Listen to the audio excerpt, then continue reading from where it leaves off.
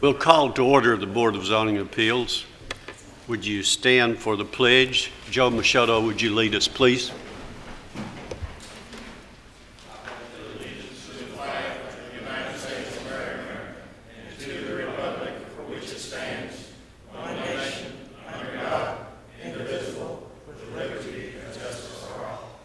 Please remain standing for a moment of silence.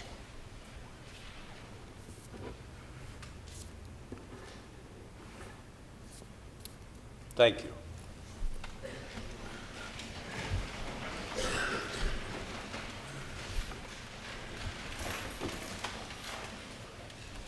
Call a roll, please. Bratcher. Here. Joe Kroll. Here. Jerry Sartain. Here. Joe Machado. Here. Michael Rather. Here. Jared Barrett. Here. Zane Cantrell. Present. We do have a quorum, sir, and all voting members are present. Okay, thank you. You have the minutes of the last meeting. Are there any additions or changes to those minutes? I move to approve. Have a motion that be approved. Have a second. All those in favor say aye. Aye. Those opposed, like sign. They are approved. Let me welcome each of you here. We appreciate your participation in the projects that come before us. We will have a public hearing on each item.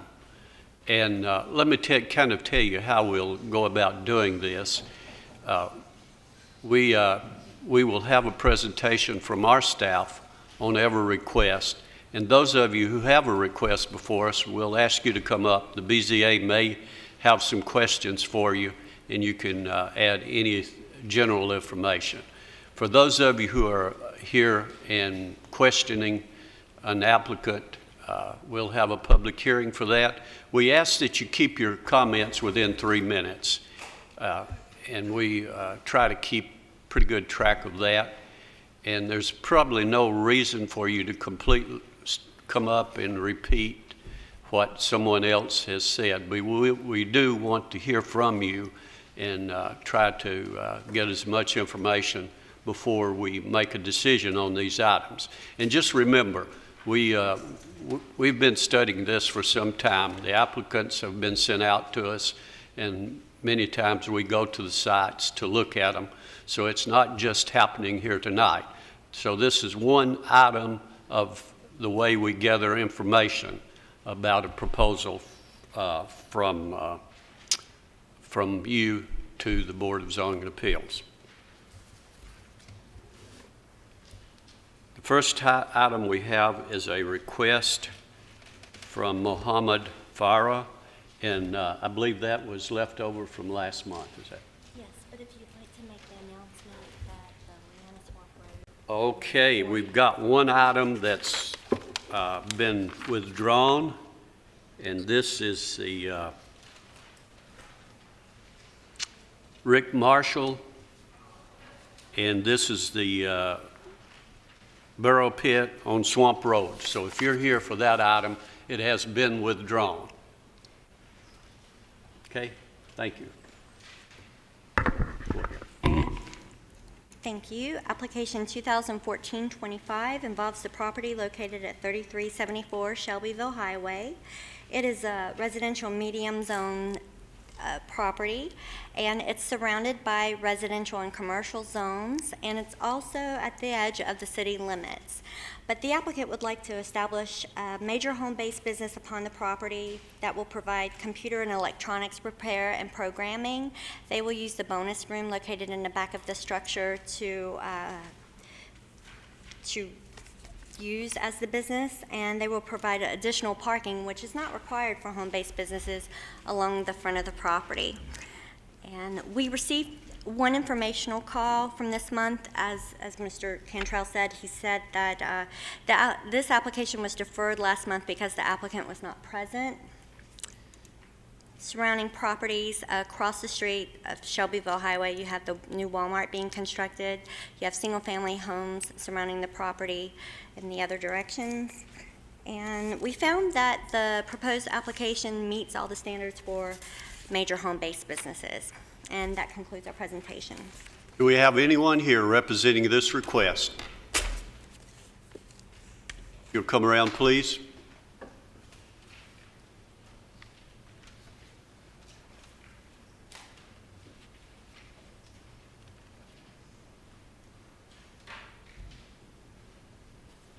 Come to the podium. If you'll state your name. Muhammad Fawar. Do you have any additional information you want to share with the board on this? Okay. Any questions? Jerry?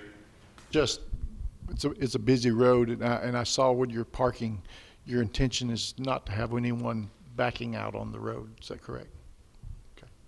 Any other questions? Thank you. You may be seated. You may be seated. We'll open this for a public hearing for anyone who'd like to speak on this request. Close the public hearing. We have a Mr. motion. Chairman, I make a motion to approve. Have a motion to be approved. Second. Have a second. Call the roll, please. Keith Bratcher, Yes. Joe Crowell, Yes. Joe Machoto, Yes. Gary Sartain, Yes. Zane Cantrell. Yes. Motion carries, sir. Is approved. Now, we have 5 items on fireworks. These are existing places where they've had fireworks before. Now, to save time, we're going to go through, I'm going to ask our staff to go through each one of them and present it to us. Then we'll come back to see if you need anyone to have a public hearing on these sites. So what do you have? These are absolute fireworks. We have 5 of them. If you'll go through those, please. The first is application 2014-30. This property is located at 5975 Lebanon Pike. It is in the commercial services zone. The applicant was located at this site in the previous years, and we've not had any complaints regarding the operation of the temporary fireworks stand from this site. They will be subject to the time limitations for the temporary fireworks stands as found in our ordinance and discussed in our staff report. And these are just photos of the site. It's an existing shopping center, and they will be in a parking lot, so parking exists to serve the use. The next application, 2014-31, involves the property at 2706 Las Casas Pike. It's a request for the fireworks stand to be located in the commercial services zone. Absolute was located at this particular site the last 2 years. They are located along the property boundary at the end of the edge of the parking lot. We recently approved a site next door, which operated in previous years as well. We received one call in opposition who was concerned about the traffic situation in this particular area. And these are photos of the existing site and surrounding residential properties and commercial properties. Application 2014-32, 2911 Highway 99 is the location address. They are seeking fireworks stand permission, and this is the commercial neighborhood zoning district. This property is developed as a gas station convenience store. They've been located here in previous years with only one complaint, which was unfounded. And this is surrounding properties as well as existing property. We've not received any calls regarding this application. The next application, 2014-33, involves the location at 9243 Old Nashville Highway. It's a commercial neighborhood zone. They've been located at this particular property for several years without incident. It's at the intersection of Baker Road and Old Nashville Highway. And we posted a sign upon the property. We've not received any phone calls regarding this particular application this year. And that's the approximate location of the tent. And last, 2014-34 involves the property located at 3892 Shelbyville Pike. It's a vacant property located in a commercial services zone, and they've located at this site, their stand at this site for the past 2 years, and we had no record of any complaints regarding the operation of the stand from this site. And a sign was posted on the property, and we've not received any phone calls questioning the application. And that concludes our presentation. Okay, we're going to take each one of them. Now, we'll not call the representative up here unless there are some questions that you need to ask about those. The first one is the Lebanon Pike fireworks. We'll open that for a public hearing for anyone who'd like to speak on that. Close the public hearing. Do we have a motion on it? Move be approved. Have a motion to be approved. I second it. Second. Call the roll, please. Keith Bratcher, Yes. Joe Crowell, Yes. Joe Machoto, Yes. Sartain, Yes. Zane Cantrell, Yes. motion carried. The next item is the Las Casas Pike, 2706 Las Casas Pike. We'll open that for a public hearing for anyone who'd like to speak on it. Close the public hearing. We have a motion on it. Have a motion to be approved. Second it. Got a second. Call the roll, please. Keith Bratcher, Yes. Joe Crowell, Yes. Joe Machoto, Yes. Jerry Sartain, Yes. Zane Cantrell. Yes. Motion carries, sir. Okay, the next item is 2911 Highway 99. We'll open that for a public hearing for anyone who'd like to speak on that. Close the public hearing. Do we have a motion on it? I move to approve it. I have a motion to be approved. Second. Got a second. Call roll, please. Keith Bratcher, Yes. Joe Crowell, Yes. Joe Machoto, Yes. Jerry Sartain, Yes. Zane Cantrell. Yes. Motion carries, sir. The next item before us is at 9243 Old Nashville Highway.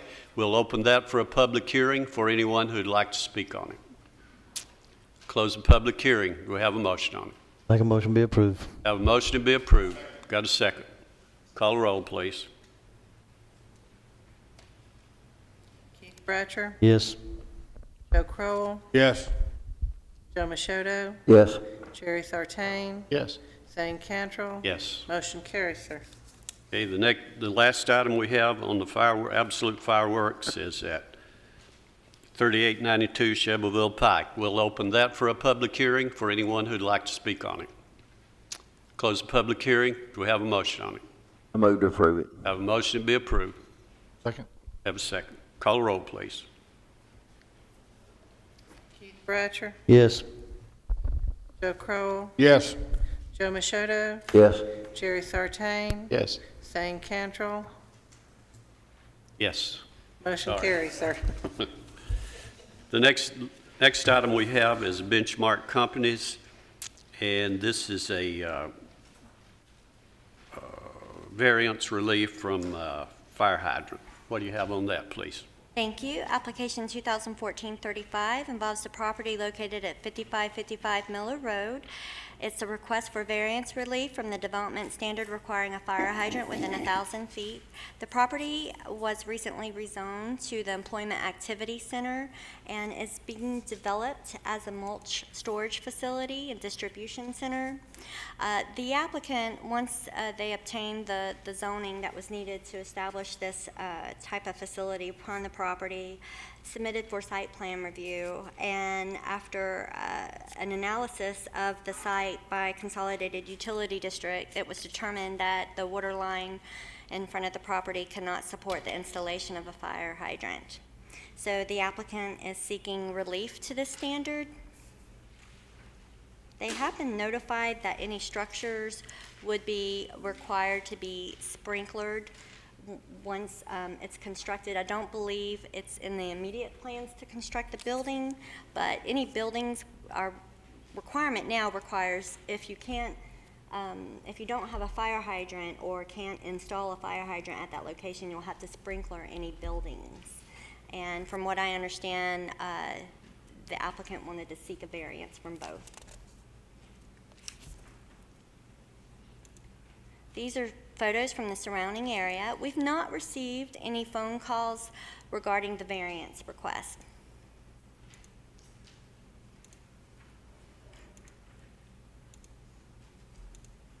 And the email from a consolidated utility district that indicated that the site could not support the installation of a fire hydrant has been included in your packets. Staff found that special conditions exist to justify the variance, and that concludes our presentation.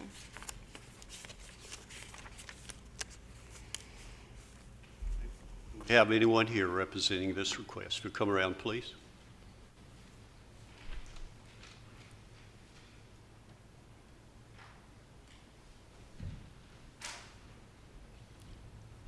To the podium, give us your name and any additional information you want to My share. name is Scott Graby, and I'm the owner of the Benchmark Companies. The variance relief that we're requesting is actually we are constructing a building, or plan to construct a building on this site. It's a 60 by 100 shop building. We don't have plans, I mean, it's just to do routine maintenance on our equipment. There's no plans to heat and cool the shop building, as it's going to be bay doors in the wintertime, especially with the winter we just had. We'll be fixing sprinkler lines over and over and over every single day, due to the fact that, it's just a 60 by 100 shop building, no plans to heat and cool it. There is a volunteer fire department less than a mile from the property, and we are planning for our operation, we will have a well system in place. There's a well, the company will have drilled a well just down Sledge Road that was in excess of 200 gallons a minute. So we feel that there's going to be, adequate water flow. We'll have pumps and everything on site, just in case the off chance there is a fire, but that's the relief we're seeking. Questions? Go I ahead. do. How many yards of mulch you think you'll have on site at one time? Maybe 5,000. 5,000 yards? But there's not a picture of the site Okay. plan, but they're nowhere near the building.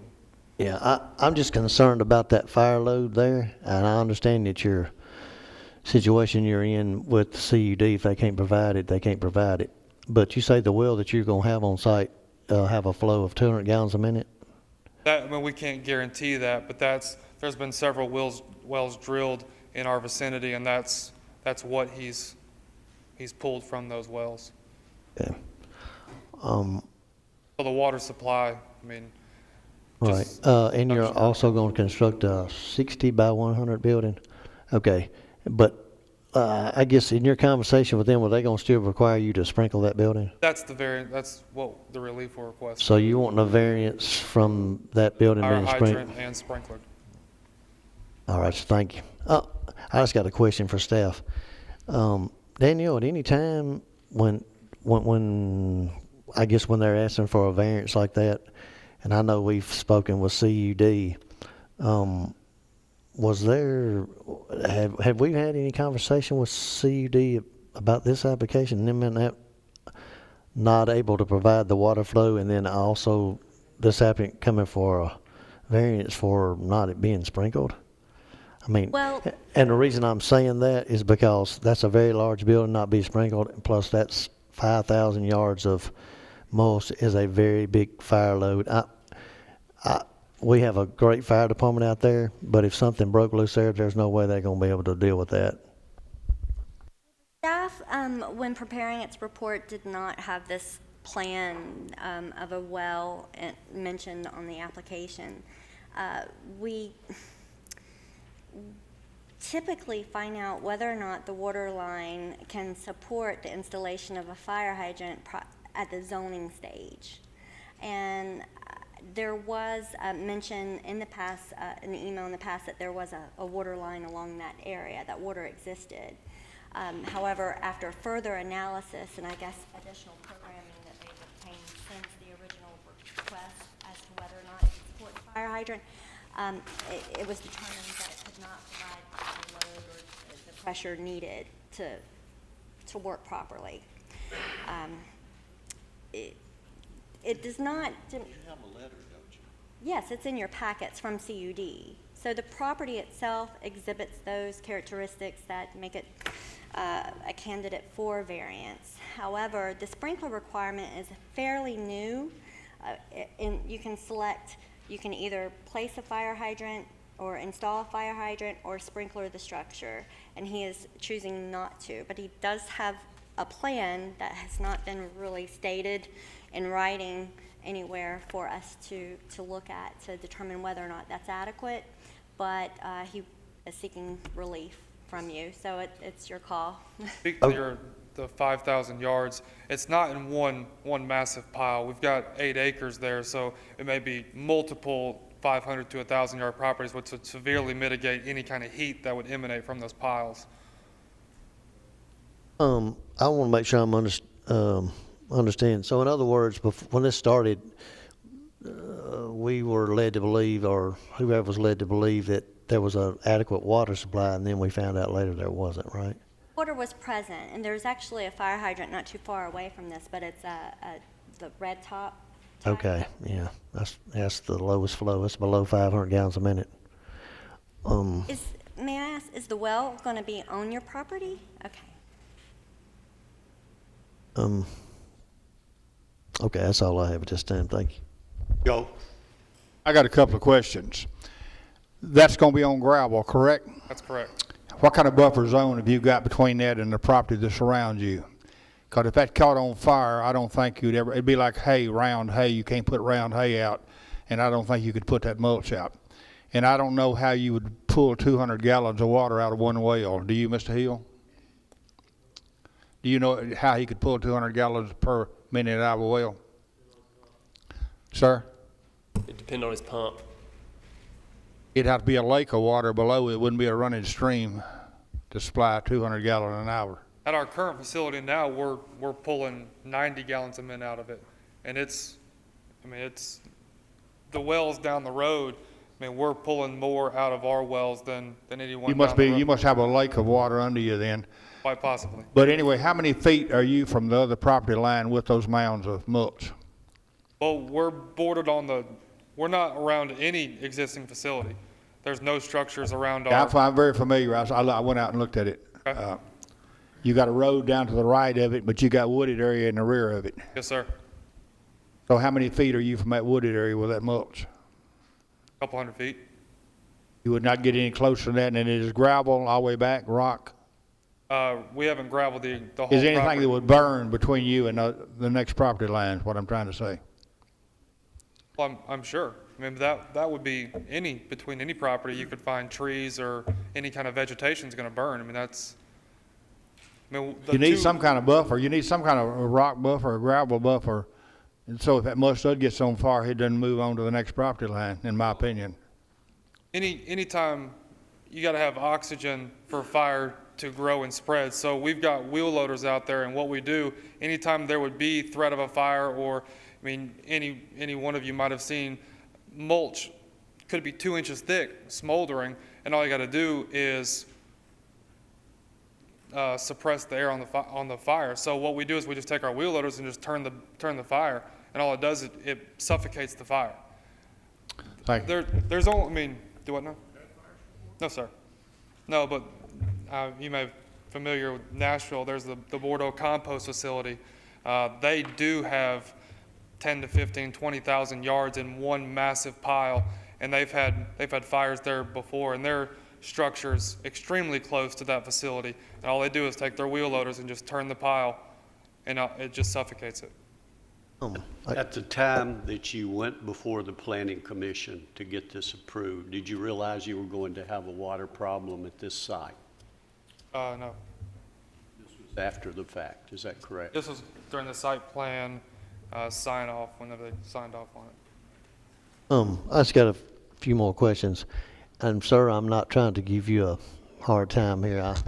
I'm all about, I want folks to have businesses here, and I want us to try. I'm just trying to make sure that we got some safety things. Let me ask you this. do you all do anything do you rotate it to maybe stop spontaneous combustion, sir. anything like that? Yes, sir. Every one of our piles are rotated every other day. Okay, That's for the quality of the product as well as making sure that we don't have any issues with spontaneous combustion. okay. I guess kind of leading up to what some things, what he said about some type of buffering. I mean, you have something, you have any kind of thing in plan if you had something, if you had a fire, I mean, other than water, I understand that, but best thing for you all is going to be able to cut it off and confine it to a As far as city level. vegetation, all we have on the property is that tree line buffer on the back of the property. There's nothing, and we've just got a gravel lot everywhere else. The fire is not going to, theoretically, I guess it could spread over gravel 100 feet, but to get to the tree line, but now I guess we're getting a little bit into playing the what-if game all the way down the road. But having the well system that 200 gallons a minute and the volunteer fire department just down the road, at some point, we can only mitigate that risk so much. All right, so thank you. Any other questions? Jerry? Okay. You talked about your, what is it, 60 by what building? 60 by 100. You said you're going to have equipment in it, and you work on it. What kind of equipment we talking about? Oh, that just for tire changes, oil changes. So you'll have fuel, you'll have oil and stuff inside that building. Yes, sir. And it's going to be a shop. You have quite a bit of flammables there. Well, I wouldn't say quite a bit. So that your loaders and things have hydraulic lines. That's things of that correct.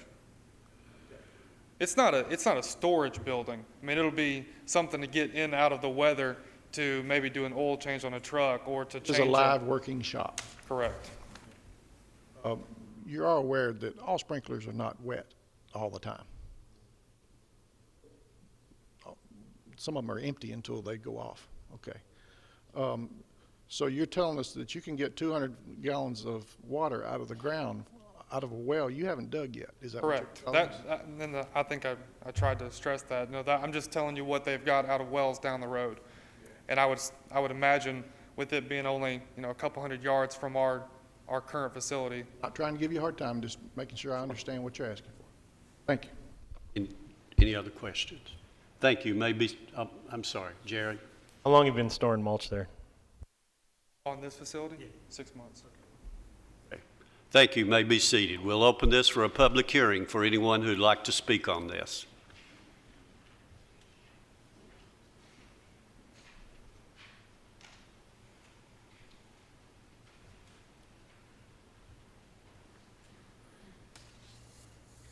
Thank you, Chairman Cantrell, board members, staff. My name is Joe Swanson.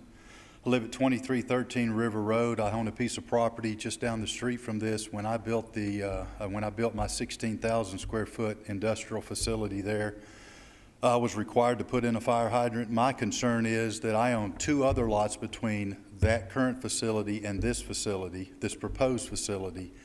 And I've done a little bit of developing in Rutherford County, and I have always been required to upgrade water lines, sewer lines, any type of lines as I have done my developments. And I am concerned when I get to my next 2 tracts of land, my 2 5-acre tracts that are between me and this piece of property, I will be required to upgrade that water line and install fire hydrants, probably to the farthest point of my property. So I just wanted to have that on the record. Thank you. Thank you. Anyone else? Close the public hearing. Now, the question we have before us is to whether to grant a variance on the fire hydrant or not. Mr. Chairman, before we do anything, I'd like to bring a point up. And again, just like this gentleman came up here on this application, I'm not trying to give him a hard time, but I know in the past, this has came up, and I know on one of our training things, we had a representative from CUD come and talk with us, and I guess just I relate to what this gentleman that just came up here and said. My concern has always been, in the past, that we've been asked to approve an application or give somebody a variance for a fire hydrant when we have certain buildings and stuff that has a such a great fire load. And I mean, this is definitely a fire load. All this mulch out there, if anything breaks out, I mean, I know he says he's going to do he's going to try to get a well there and try to get 200 gallons of water a minute. But I hear all that and I understand that. But I guess my thing has always been with this, and again, not trying to give anybody a hard time, is that we keep putting these off and putting these off and putting these off, and then until something happens, and when something has a big fire load and they're not required to do whatever it takes to put a hydrant in there, I just think we're asking for trouble. So that's why I hadn't been able to support these applications in the past. I mean, I've been in the fire business for almost 30 years, and I know City of Murfreesboro has fire hydrants. I know it's different, but there is capability of putting hydrants in, and I think when we just keep putting this off and not making people put in fire hydrants, I think we just asking for trouble. Any other comments? Jerry? Well, the only way that I see that if we wanted him to be able to do business, and according with our training of CED, he can put in a water tank, he can provide other methods. And that would be the only way that he could have fire protection. It is doable, but that's just a thought on my part. Any other comments? All right, still the question is whether to grant a variance for... I got one other question, Danielle, from our staff. When this right here came up, I know we have someone now that's kind of looking at, I guess he is, Mr. Tony Cutt. Does he look at any of this right here to see if there's fire load requirements and what the fire flow? In other words, when you go out, somebody proposes a building, they say there's so many GPM fire flow that would be needed to be provided for this building or structure. Was there anything done on this right here? So I know that codes have been recently adopted, and we've yet to get together to discuss the application of the new fire codes. However, so I can't answer that question. I don't believe it has. It could be more of a building permit process, something that's done, performed during that process. But if the board wanted to include as a condition of any approval the applicant to supply a fire prevention plan or fire suppression plan and indicate what measures are going to be in place, like a well, pumps, any kind of tanks, to add some kind of comfort level with any kind of approval, it could condition their approval on that and require the applicant to submit that before any. Who would be the person that would approve that plan? I believe we have a fire marshal now that's on staff. That was my question. Had he even looked at this once we... Experts, but we could forward it to the expert and get their feedback. Right. Well, that was my question. Once we found out that what it was done under the site plan, that there was not adequate size water line to support a hydrant. Had that fire marshal looked at this to see what we would even need to require for this person to do, since there's not a fire hydrant that's going to be put there. In other words, we're not going. His request is for not a fire to install a fire hydrant. If we're going to require him to do something, we need to know what that something would be that would be adequate to put here. I don't know what that is. I'm just saying, our fire marshal they looked at this. I don't know what the fire flow would be. I can assure you it's going to be more than 200 gallons a minute. Gary? Mr. Chairman, or I'll even ask the staff, would it be appropriate if we were to approve it with the condition that he have an alternative fire protection method approved by our county fire marshal? I don't think we need to do that. Probably you need to either vote it up or down. Now, here's the thing about it you need to consider. We can't require CUD to put in the lines out there. But we can say where there is a high probability of a fire or something occurring there, and this wouldn't be for every site, so we've got to keep that in mind. Some of them we might want to approve, but where there is a possibility, high possibility of a fire occurring, and then we can say, look, we're just not going to approve this. And if they want, we're not saying they can't have a business out there, but they could have some type of fire prevent fires, you know. The way it is right now, the only thing you have before you is to give them an exemption. And if you give them an exemption, there's nothing else. So you've got to make that. Are you following me? You've got to make that decision. They can always come back with some kind of a proposal for us. Mr. Chairman, Yes, I'm sir. prepared to make a motion. Due to the large amount of burnable material out there, which I personally looked at this week, I deny his request. Okay, we have a motion to be denied. We have a second. I'll second it. Call the roll, please. Could I get you to repeat why you said you were moving for denial? The request of the Based on, I'm asking what you said you were basing your denial The on. large amount of burnable material Thank that's you. out there and no water supply. Thank you, sir. Okay. Keith Bratcher, Yes. Joe Crowell, Yes. Joe Machoto, Yes. Jerry Sartain, Yes. Thane Cantrell. Yes. Motion carries, sir. Okay. Now, next item we have is a request by Tommy Richardson, and this is special exemption for an accessory dwelling. What do you have on that, please? Thank you. Application 2014-36 involves the property located at 3552 Bell Chase Drive. It is an 11.6 acre parcel located in the residential medium zone, and the applicant is seeking approval to establish an ADU that does not meet the design standards for ADUs upon this property. The applicant is proposing to install a modular home upon the property so he can look after his elderly parents, care for them. The site is accessed via private easement through a subdivision, and these are photos of that easement as well as surrounding properties in that area. The site itself is not located in a subdivision.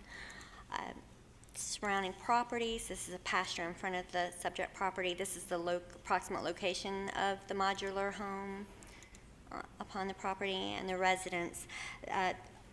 As stated before, the modular home will not aesthetically match the existing residence, which is a design requirement for ADUs. However, it meets all of the other standards, and so that is the reason it is coming before you today. We have received a letter of opposition which was distributed to you at the meeting at 4, and I've had a couple informational calls and an additional call in opposition of this request. And it's a site plan, proposed concept plan supplied by the applicant, and that concludes our presentation. Do we have anyone here representing this request? If you'll come around, please.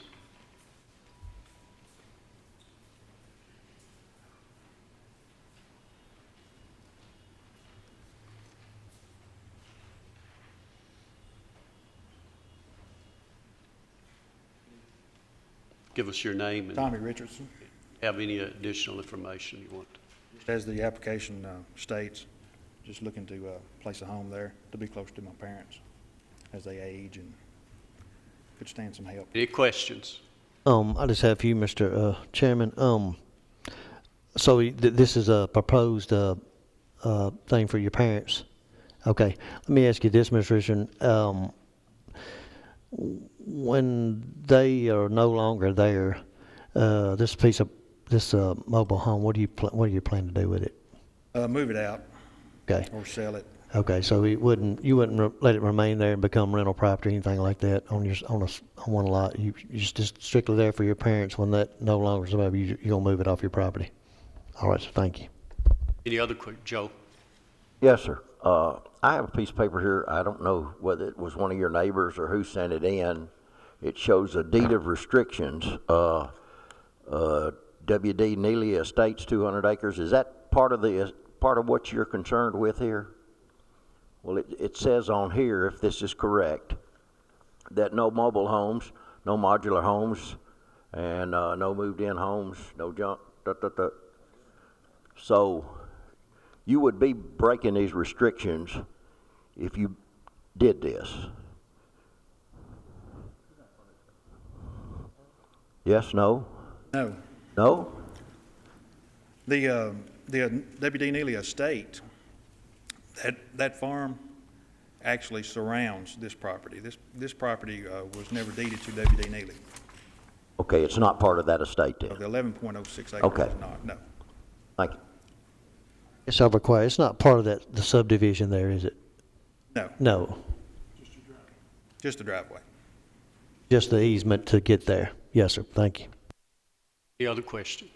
Thank you. You may be seated. We'll open this for a public hearing for anyone who'd like to speak on this request. Close the public hearing. Do we have a motion on it? Chairman, I'll make a motion to be approved. Have a motion to be approved. Do we have a second?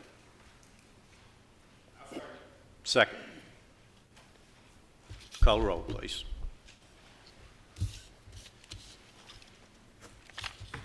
Keith Bratcher, Yes. Joe Crowell, Yes. Joe Machoto, Yes? Jerry Sartain, Yes. Zane Cantrell. Yes. Motion carries, sir. The next item we have is a request by James and Jennifer Talbert, who is requesting an exemption. This is another accessory dwelling. What do you have on that, please? Application 2014-37 involves the property located at 2392 Shoemaker Road. It is a request for special exception approval for an accessory dwelling unit that does not meet the standards for ADUs involving a property in the residential low-density zone. The applicants would like to move a mobile home, a single-wide mobile home behind their residence on their 6.5-acre property for their son to reside in. We have not received any phone calls regarding this application. The application meets all the standards for ADUs, but it's coming before you. And they have the acreage requirements and all of the other access and occupancy requirements are demonstrated by the application. So because it's a single wide, you are seeing this application. The acreage is sufficient for by right if it were to match the existing residence. And so these are photos of the surrounding area and the existing site and the plan that was submitted by the applicant. And the sign was posted on the property. And that concludes our presentation.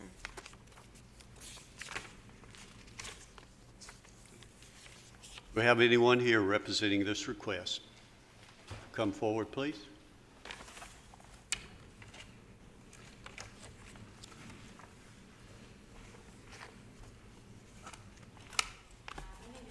Albert, and this is for our son, as she said, to reside in, and it's going to be brand new.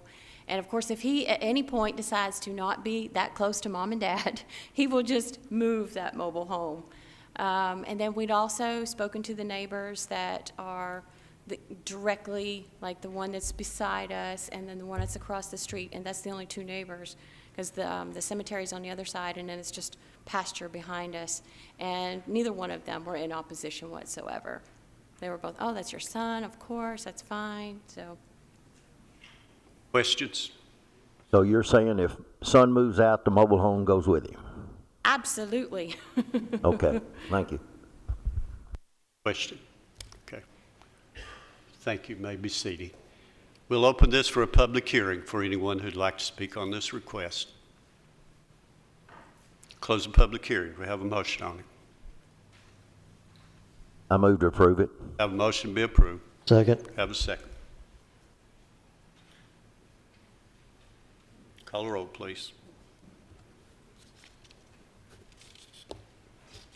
Keith Bratcher, Yes. Joe Crowell, Yes. Joe Machoto, Yes.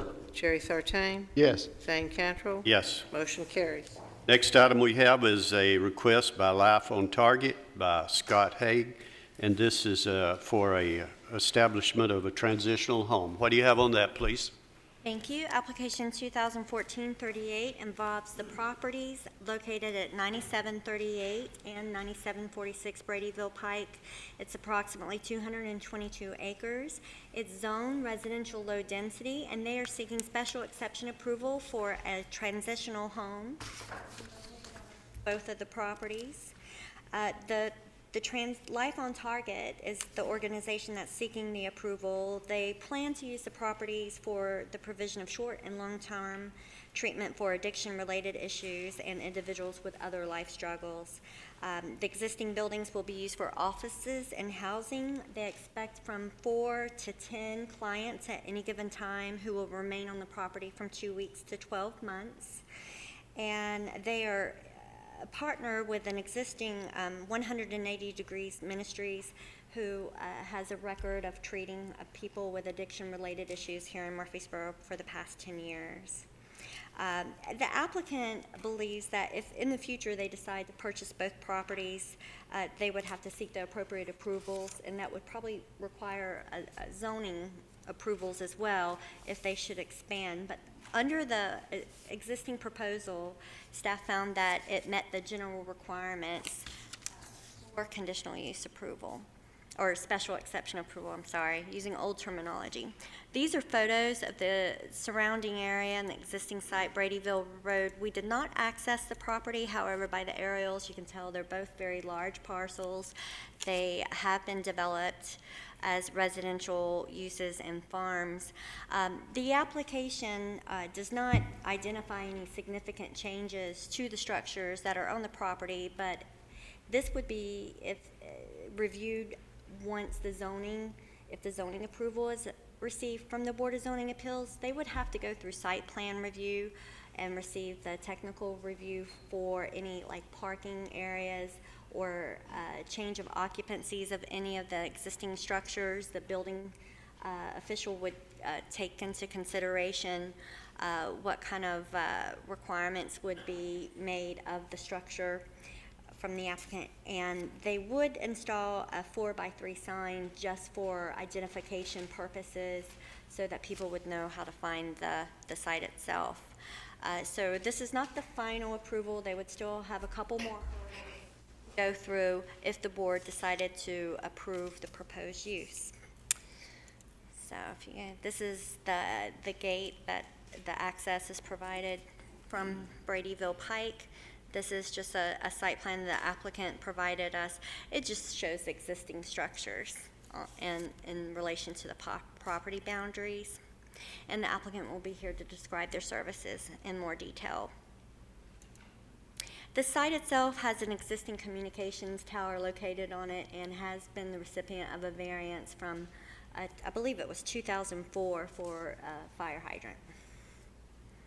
And that concludes our presentation, with the exception of, we have received numerous phone calls in opposition to this request and have passed out copies of a petition that was supplied to our office today. Jerry? I got a question because I know we're going to have several here. I noticed that the owners are not the same people that are running it, right? They will be leasing the properties to Life on Target. Scott Hay, the representative of Life on Target, will be here to discuss. And will the owners, in other words, I noticed there's homes, are they still going to live there? I don't believe that that's the case. Thank you. I got a question for Danielle. What would that variance on the fire hydrant for the cell tower have to do with this situation? The variance was granted to the site itself, not specific to the tower. I mean, a tower's not likely to burn, but houses are subject to burn. I don't see how that'd make any play.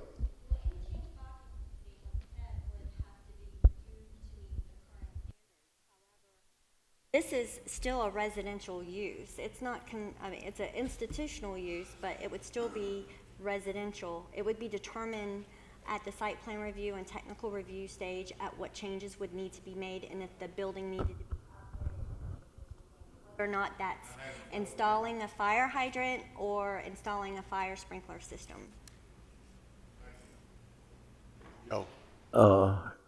Danielle, if it's going to be industrial use or institutional use, then would our codes not require them to have sprinkler systems? Met with the representatives from the building department. We typically do when we discuss all of the new applications that have been submitted.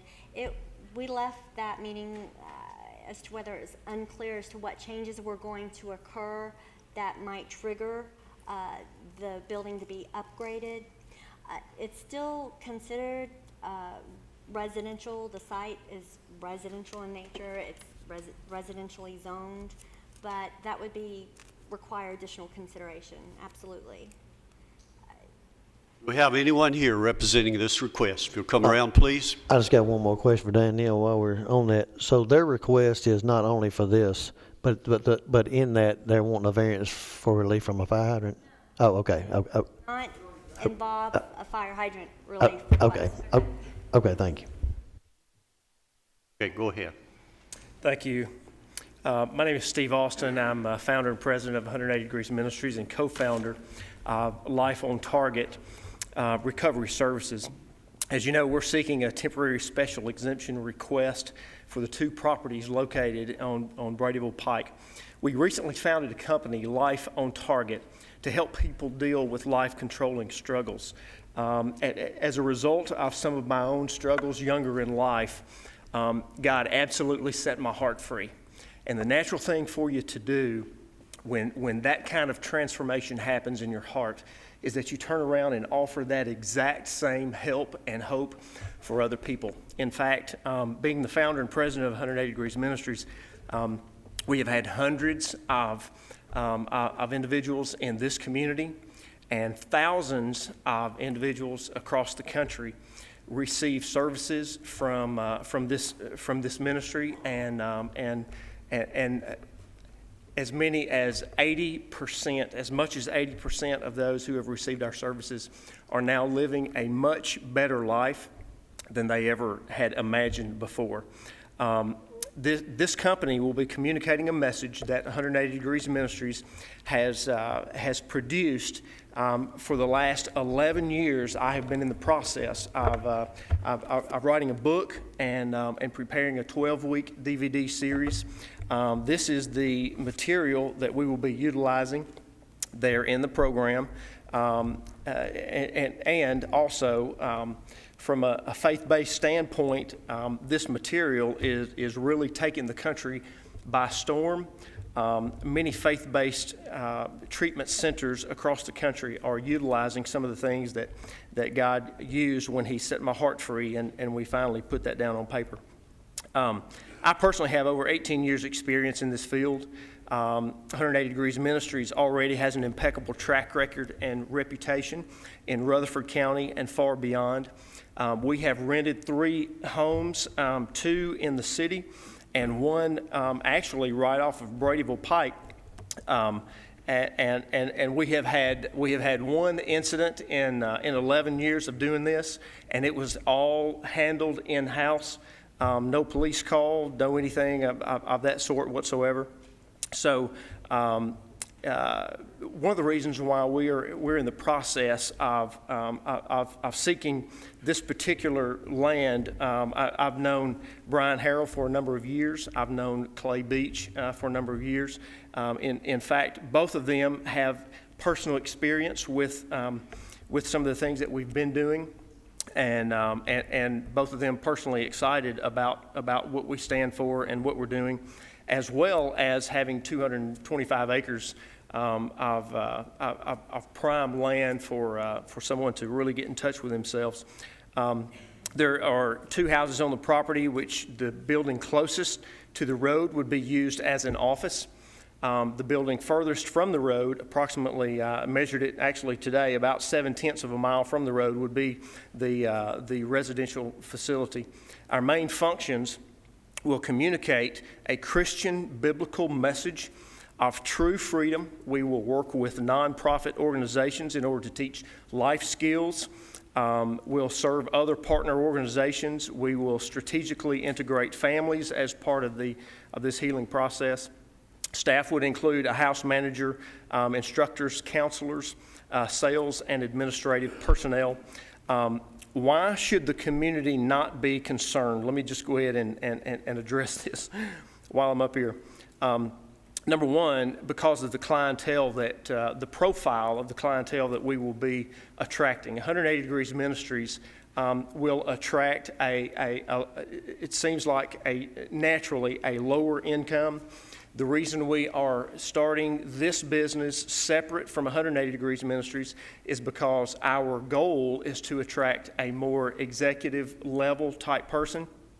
In my years of working with people in the throes of addiction, I have discovered that people in the upper middle class to the higher class, the upper class, I have found that they traditionally do not have a place that they fit into when it comes to addiction-related services.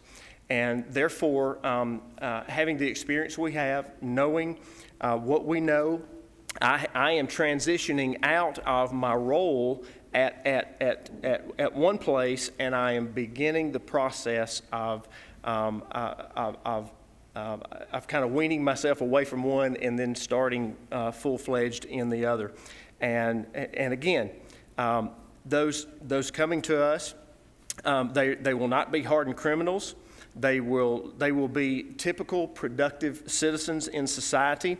Many of them own their own businesses. They will already be executives of large companies.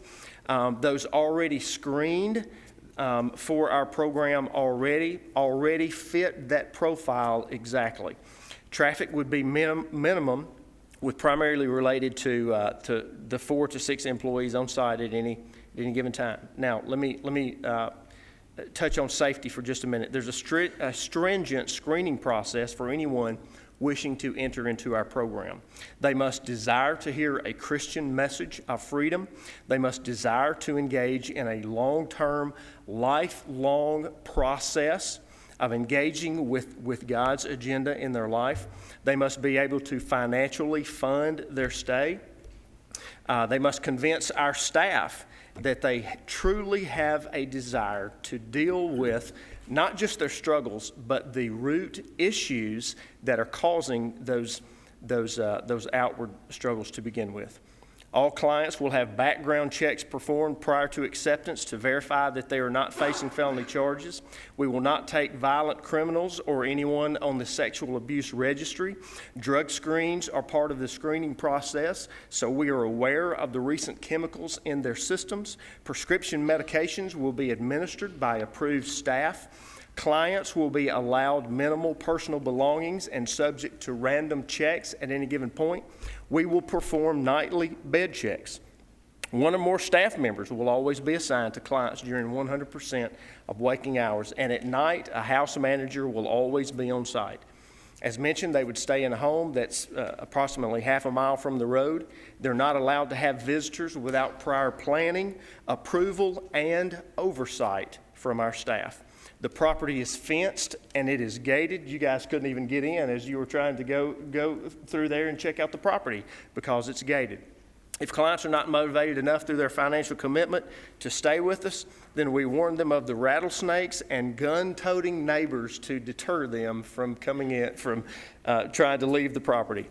There would be no noticeable difference other than work projects being completed in the property, and we welcome an opportunity to really be a blessing to the neighborhood, because we'll have a lot of manpower and we can do some incredible things in the neighborhood there if the neighborhood would accept us.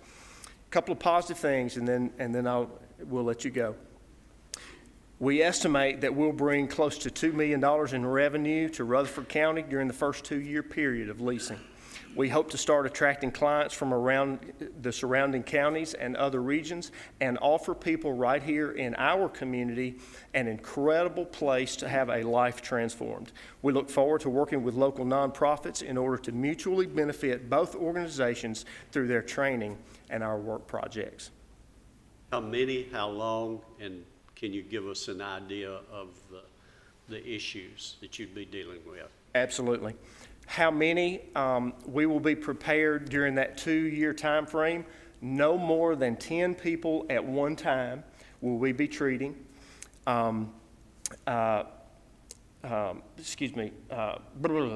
Oh. How long? We're offering some differences than other programs offer. We'll offer a 14-day stay, a 28-day stay, a 90-day, a 180-day, and a 365-day program. General issues. And their general issues, they will range anywhere from, I'll give you an example. The 4 clients that we have now, that we don't have them now, we have screened them. One of them is an executive, it is a big part of a national organization, and that person has used cocaine. The issue with another person, he was hurt. He's a business owner in the Brentwood area. He was hurt in a sports-related injury, and just got addicted to pain medication. He has weaned himself off, and he knows that the pain, those issues are still prevalent. So he wants to work on some of those root issues coming to us. And one of the other clients has never put anything more than honestly, I don't even think the guy has even smoked a cigarette.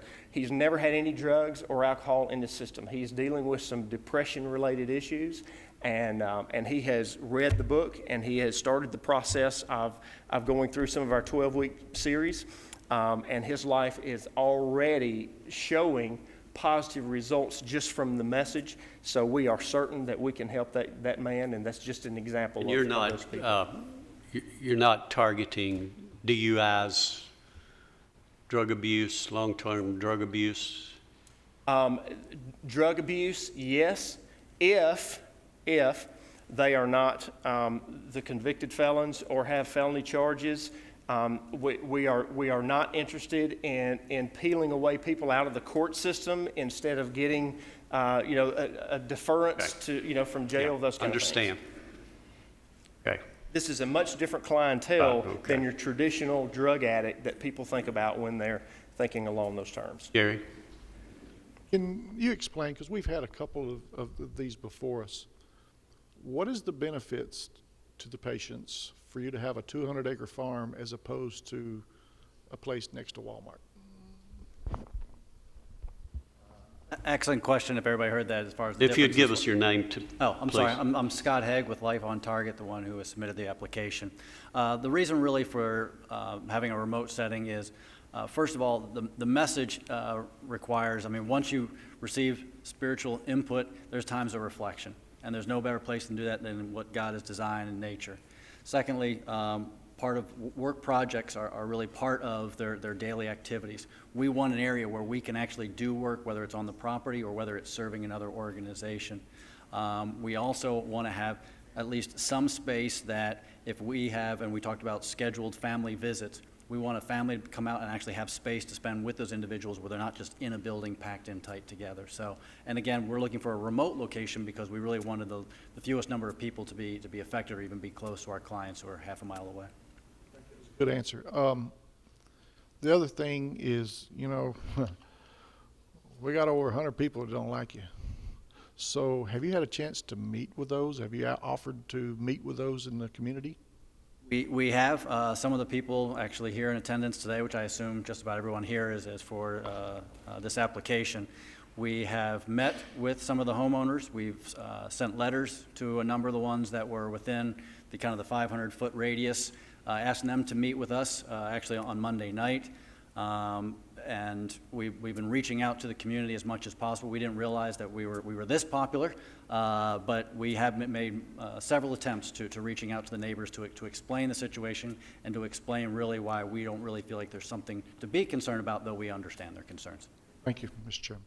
Any other questions?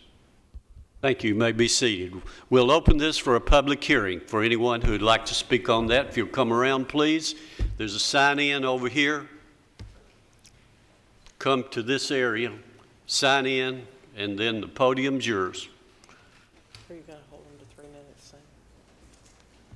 You're going to hold them to 3 minutes? Oh, yeah, would you do that? Yes, okay.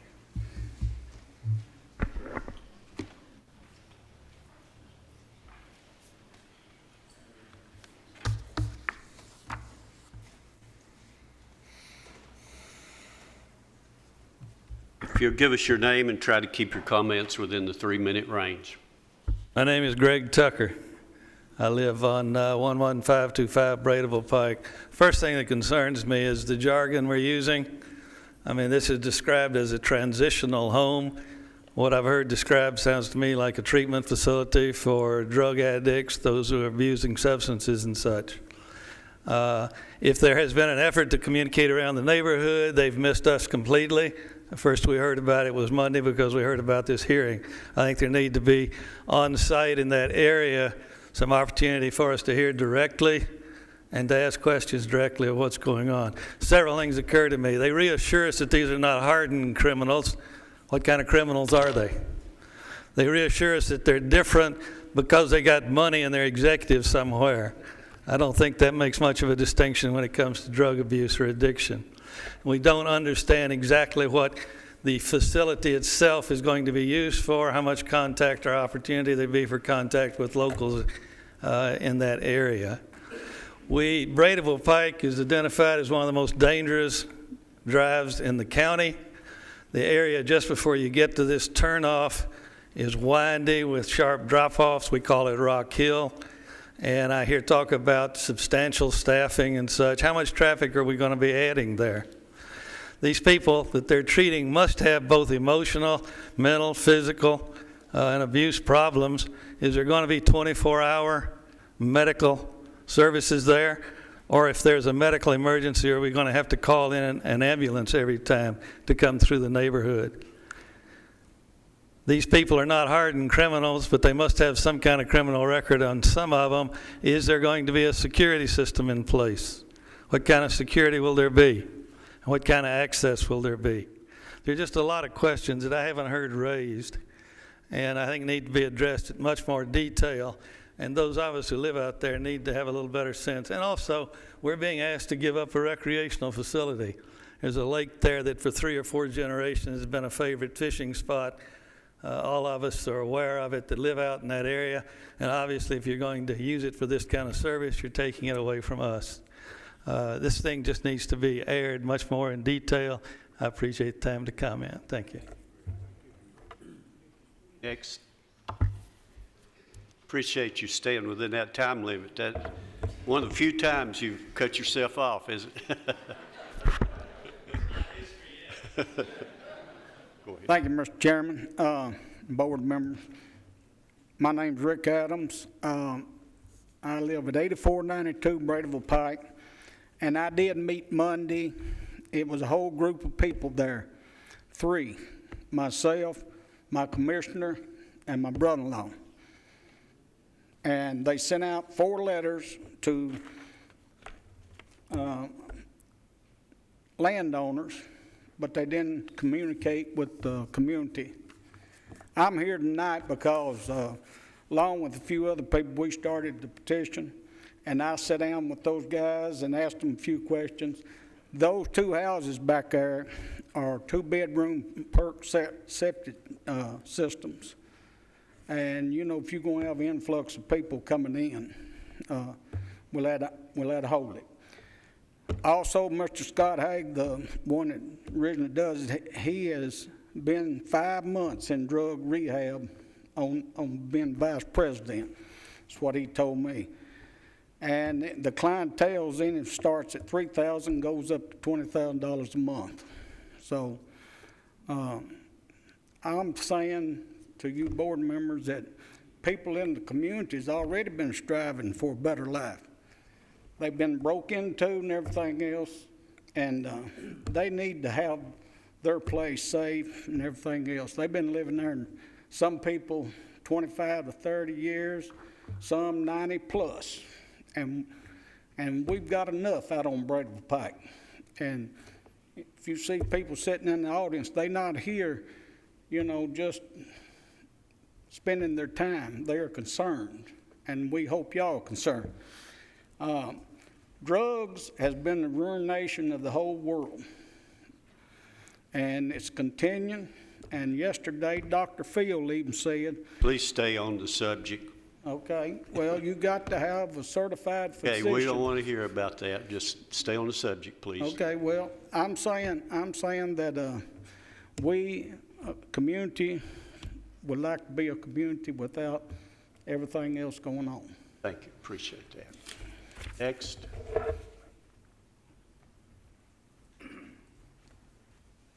I'm Don Reed, and I joined this property for approximately my brother and I for about a mile. I've never met the last owner that owns part of the property. I've only met Brian 4 or 5 times.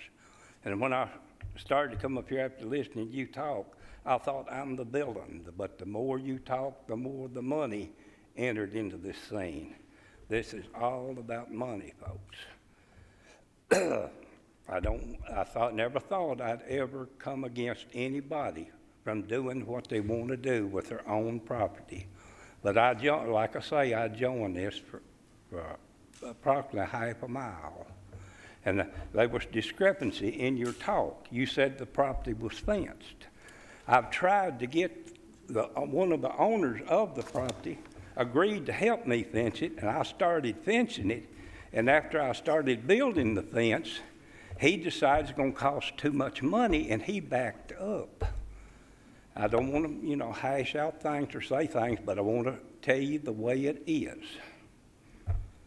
Now, Bradeville Road, you leave Murfreesboro. You know what you've got on the left. You come up the road a little farther. You've got the nudist colony. Come on up the road a little farther. You've got Hippie Hill. Now we're going to have a drug rehabilitation center out there. Give us a break. Let some of these places go other places. Go out to Manchester Highway. You don't have these undesirable places. Go out to Halls Hill Pike. You don't have these undesirable places. We're not the most highly influential people in the county, but we live a fairly decent life. Most of us do, and I don't want to get. But that's the way I feel about it. Thank you. Thank you. Next. If you could, tell us what impact that it might have on you as you come up here so we get a better idea of how this is going to affect each one of you. Thank you. I am Avis Wilson, and I did not get a letter. I do live at 9425 Bradeville Pike, and I can stand on my front porch and see this property. This is a rural community, and we know our neighbors. These people that will be coming, and they will be coming from all walks of life, and they have a drug or drug-related problem. My question is, what agency will oversee this facility? What qualifications and certifications will the employees have? And have they worked with drug addictions before? Will they be medical personnel or staff on staff at all times? If women live in the same house, or will they be discriminated against? My main concern is that of safety and security in the neighborhood. How can you secure 200 and something acres? There is a lock gate entering the property, but there's very few fences made of wire and barbed wire. This will not keep people from entering or exiting the property. They will come and go. Are these people, when they leave, are they still high on drugs? Depending on their condition, they might fight, rob, or sexual assault children, women, and men. Damage could already have been done before police and EMS arrive, as there is several miles coming and going. I do not think I should have to worry at any time, day or night, about being secure on my property. But with no medical personnel there, no police on the property, and how are they going to secure 200 and something acres of land from people leaving and coming? What they are proposing is really therapy in the woods, who have a problem and a drug problem, and therefore our neighborhood will not be as safe as it should be at any time. Thank you. Next.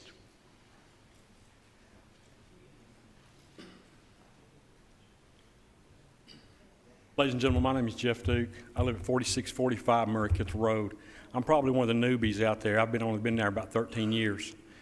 But I moved to the Kittrell community because it is a great, great place to raise my children. I'm a police officer with 27 years experience. My forte was working in the drug community. I know that it doesn't matter if you make $100,000 a year or $5,000 a year. A drug problem is a drug problem. We've talked about bringing God up, and that's great, but we've also talked about how much money it's going to cost these people. When it's all said and done, anybody's going to be able to come to this facility. We can call it a rehab, or we can call it a transitional home. No matter what we call it, it's still going to be a rehab facility. It's for people who have a drug problem to come to and try to get better. They need to be in the city.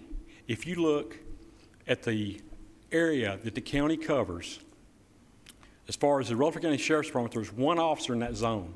That zone runs from Rutherford Boulevard all the way to the Cannon County line. It also runs from I-24 to John Bragg Highway. If you people are in Rutherford County and you're trying to go from Walmart to the south, think about how quick you can go. Even at 60, 70, 80 miles an hour, it's going to take a long time to get across that county, especially if you're on a call and you're trying to get there. I do not want my children growing up close to it. As we said, we got a letter. We didn't get a letter. Letters were sent out to homes within 500 feet. 500 feet is not a very big area. My driveway is 1 mile from this facility. I've heard nothing about this till the petition was brought to me. These people do need help, I agree, but they don't need it in our city or our county, in our area. They need to be put in a center where they can get the help, they can have security, and they can make sure they can be watched over. They can climb a fence. My 6-year-old can climb a fence. Also, what worries me more than anything is the fire department. How's the fire department going to get out there when they have a locked gate? Kittrell has an excellent fire department, but when they have to go through that gate or wait for somebody to come to that gate, ambulance is the same way and police are the same way. Trying to get behind a locked gate when you're having to come across town is going to be a hard experience. Thank you. Thank you. Next.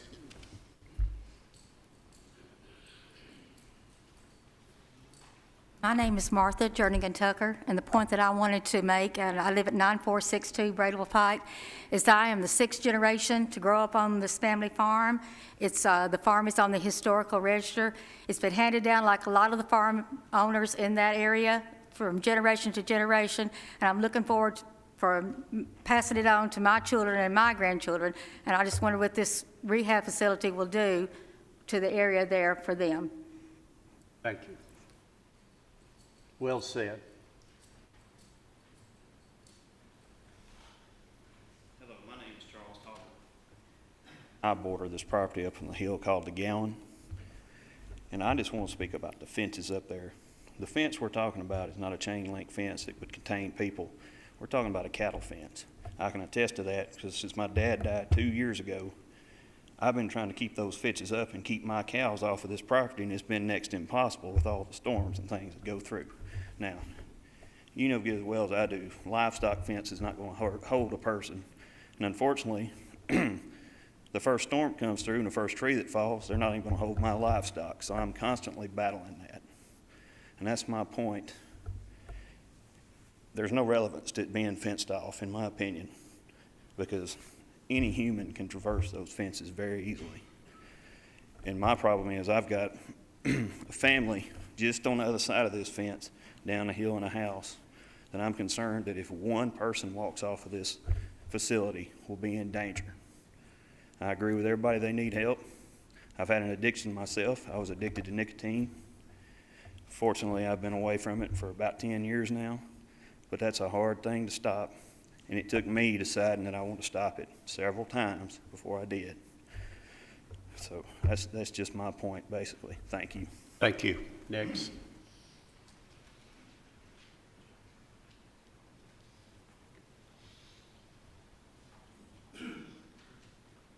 name's Dale McCrary. I live in Smithville, Tennessee, but I own the property along the lane that goes in, and I also own all the property on the north side. And you're talking about a fence, there's no fence there. If it is, it's 200 years old. I started trying to fence it once, and there's so much gunfire up there from some of Mr. Harold's people, I guess, that I got afraid to keep trying, so I kind of give up on it. My main concern, though, is with the kids. All my family lives right at the gate.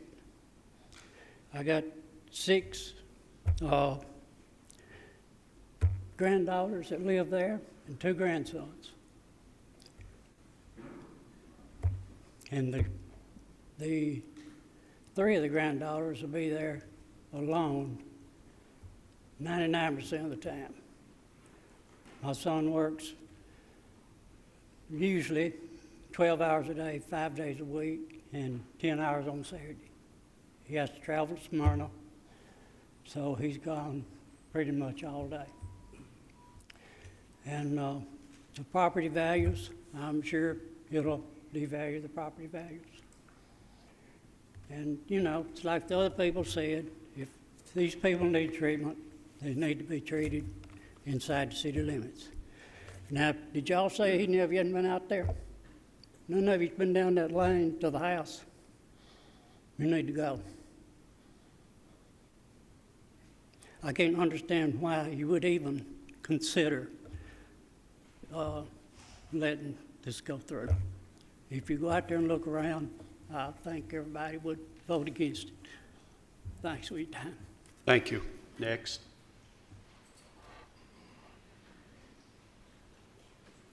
I'm Eddie Arnold. You guys started a good start. You got all us neighbors here. We come from Donald's Chapel, born and raised, but through all the schools in this county. I talked to my son. I talked to my brother that owns a family farm in Marietta, Georgia. He said if the problem didn't start out there in our community, we don't need to try to solve it in our community. Everybody here can stand up and say they know me.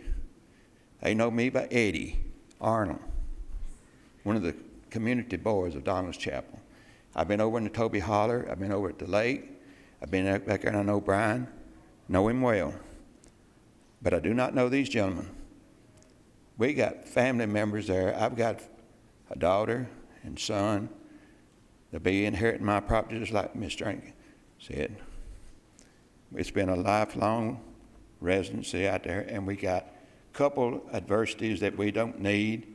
One's up on the hippie holler that Mr. Reed said something about, and some other things that we try to endure. But I'm by myself at the farm now, right at 2 farms, 400 acres. I don't want to be out on a tractor and suddenly someone gets up out of the field and says, whoa. You know, they're not going to care whether my name is Eddie Arnold and I come from Donald's Chapel. Thank all the neighbors for sticking together. Thank you. Next.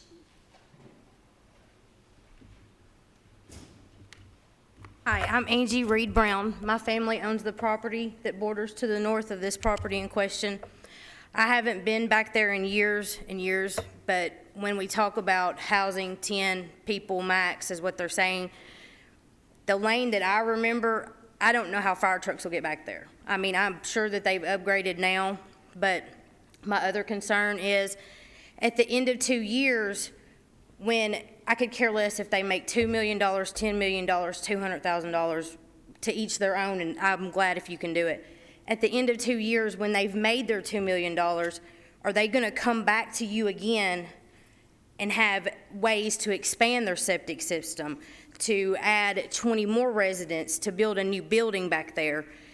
I plan on moving my family there, and I do not want to have to worry about my 2 children playing on the ridge that me and my cousins played on, and just right across that, they're being addicts being treated. I commend the gentleman for what they're trying to do, and I hope that they can find a suitable spot, but we don't want this in our community. Like my father said earlier, We have Hippie Hill. We have the nudist colony. We don't want any more. Let them go somewhere else, and I wish them the best of luck, but I am totally and completely opposed to this. Thank you. Thank you.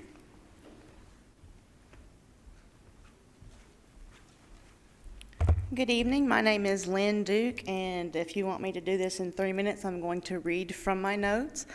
My family's forever home is 1 mile from this proposed transitional home. I have signed the petition against this rezoning. I stand firmly against inviting strangers who are struggling to make smart and legal life decisions into our neighborhood, whether they are rich or whether they're poor.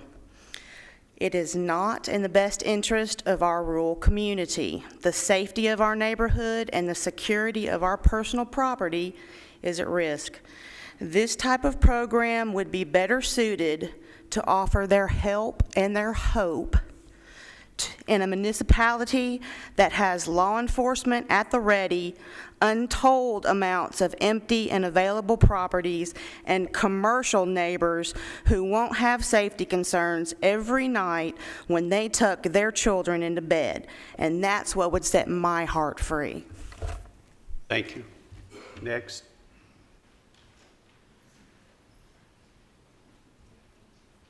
Jeff Lear, and I actually live right across the street, 9783 Bradyville Pike.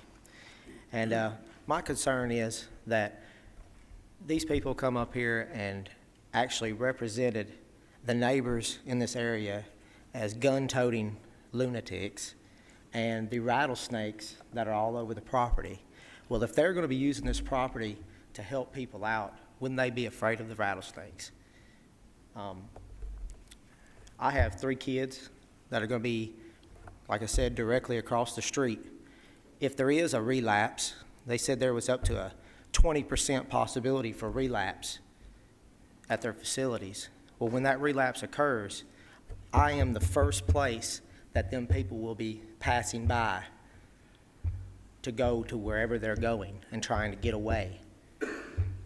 So I would please ask that you vote no on this today. Thank you. Thank you. Next.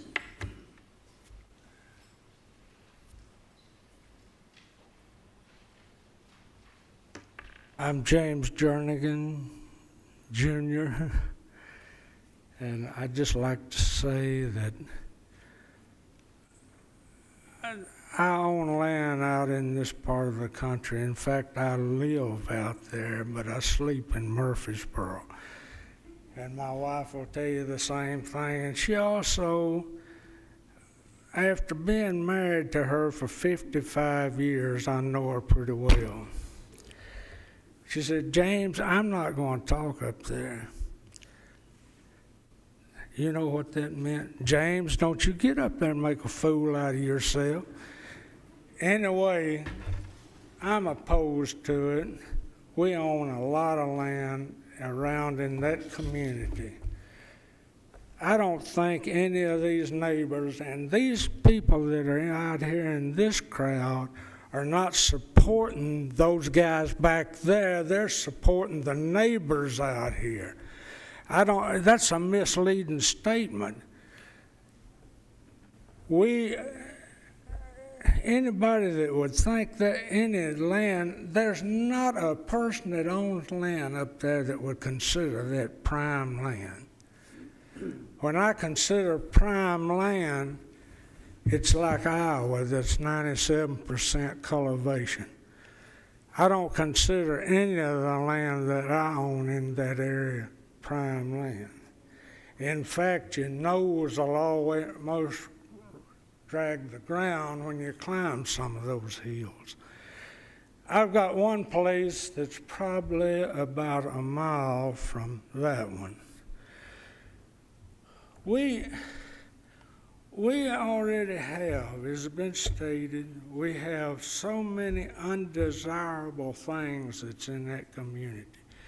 We have Hippie Hill. Hippie Hill should call themselves Hippie Hill Ministries, and they might get by a little better. I'm a religious person. My mother was a minister. But let me tell you, you don't change these drug addicts overnight. I worked at GE, had 42 pension years. We had in our contract that the company would give these people treatment 3 times. Most of the time, they wanted to go to Cumberland Heights. And by the way, it sort of gets under my progressive crawl when I hear somebody talking about some big shot and the little shot. I consider the Word of God saying that He's for everybody. To think, we had guys that was... Jernigan, your time's about out. Would you please finish, sir? We had guys that was studying to be airplane pilots got on drugs. They wasn't rehabilitated. The company could fire them after they treated them 3 times. It was a tremendous cost to General Electric. I would beg you to turn this situation down. Thank you. Thank you, Mr. Appreciate Judge. it. Next. My name's Wayne McCrary. I'm not a public speaker, but I've got a few things to say. To begin with, our forefathers fought in the Revolutionary War. They were given grants out there. 2 of my ancestors were given 640 acres apiece. 1,280 acres went from Low Road to approximately Donald's Chapel. And this is then part of that. I'm sure they fought the Revolutionary War to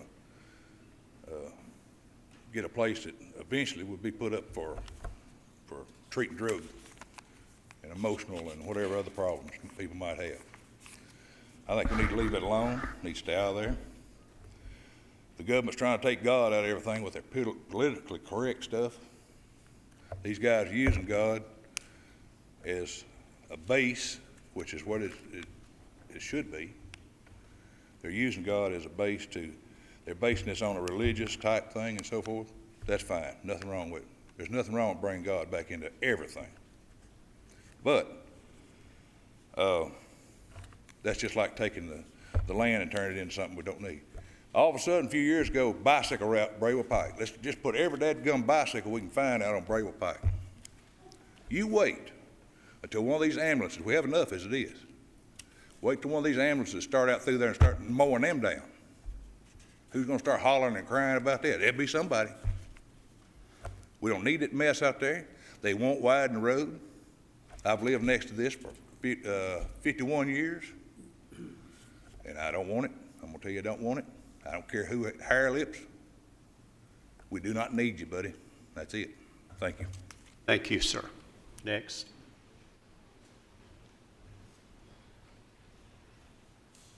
Hi, my name is Sherry McCreary, and I live at 9891 Bradeville Pike, which is almost directly across from the proposed site. I wasn't going to speak today, but after hearing some things, I just wanted a few things clarified, and I felt like being a neighbor, being someone directly across, I needed to say something.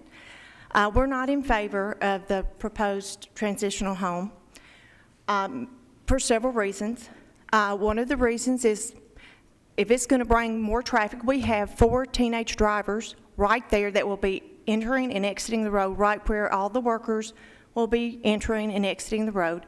So that extra bit of traffic could be a little scary because we've had a lot of wrecks out that way. My second concern is just what somebody brought up before, that 20%, 80% do well, we have 20% that don't, and I understand that. However, I don't know how many of you have been sitting at home at 1 o'clock in the morning, actually in bed, and had someone knock on your door that was drunk and tried to get in your house, tried to go into your windows because they'd had a car accident right beside your home. And that's happened to me and to our family more than once where we are right there. The response time for the sheriff when we make the call It was quite a while, to be quite honest, and a really scary situation. And like I said, that's happened more than once. And all you have to have is that happen one time, and that's not a good experience. We have young children, but they're old enough to stay at home by themselves because they're 16 years old. However, it doesn't leave me with any comfort to know that they would be out there and they might experience that exact situation of somebody knocking on the door, rattling the door, trying to get in, and them not knowing what to do. And that's why I'm not in favor of this. We don't have enough police protection out there. We do not have the medical personnel out there, and the extra traffic that will be there in the current situation. And I know that's my own personal problem with the teenagers. That just scares me a little bit with all the accidents we've had. Thank you for your time and your attention. Thank you. Mr. Jernigan.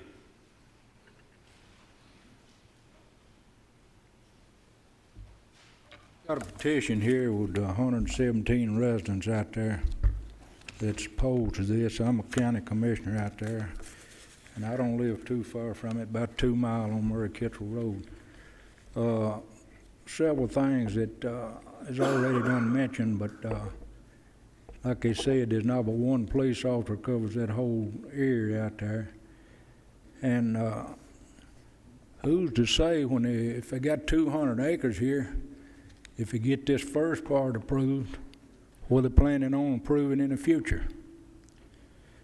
And the home ain't but a half a mile there off of Brayville Road, be easy from walk off. I just ask each one of you that's on this board here to consider what all these residents have said and ask you to turn this down, please. Thank you, Commissioner. Next.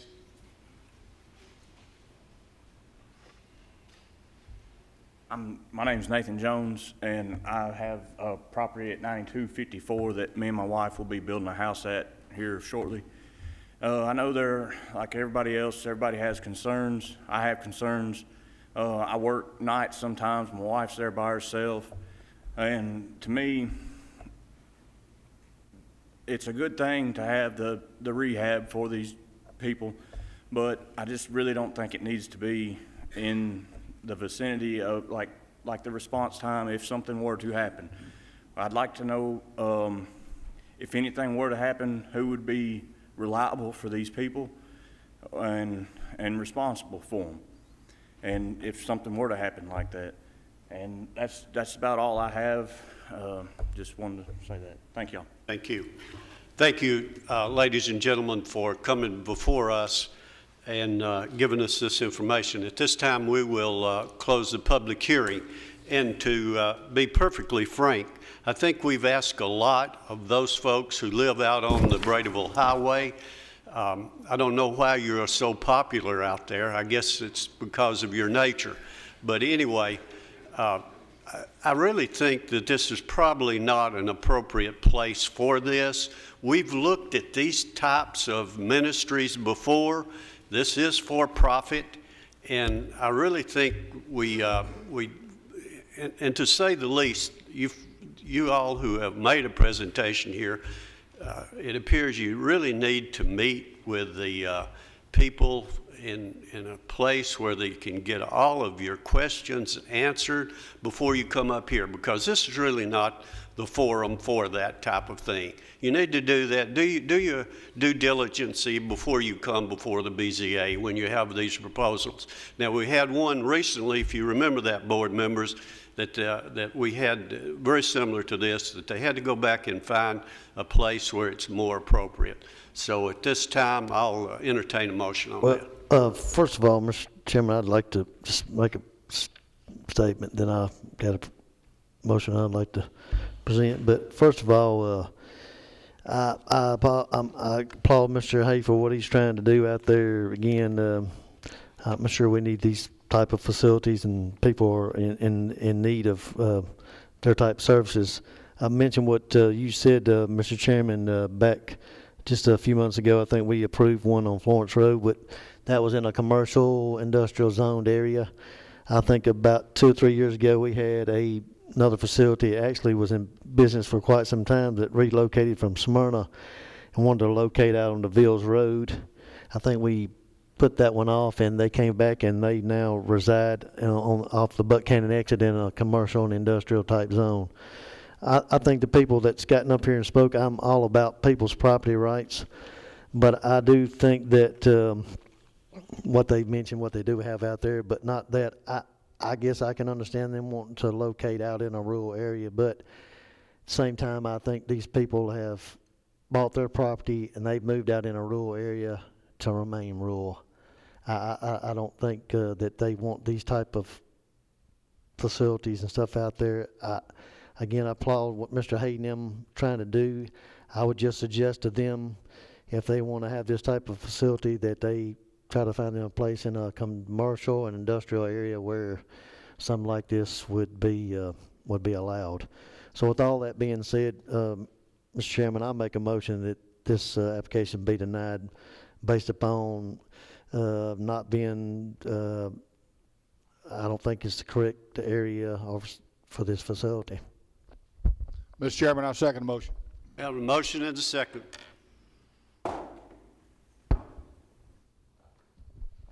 Call the roll, please.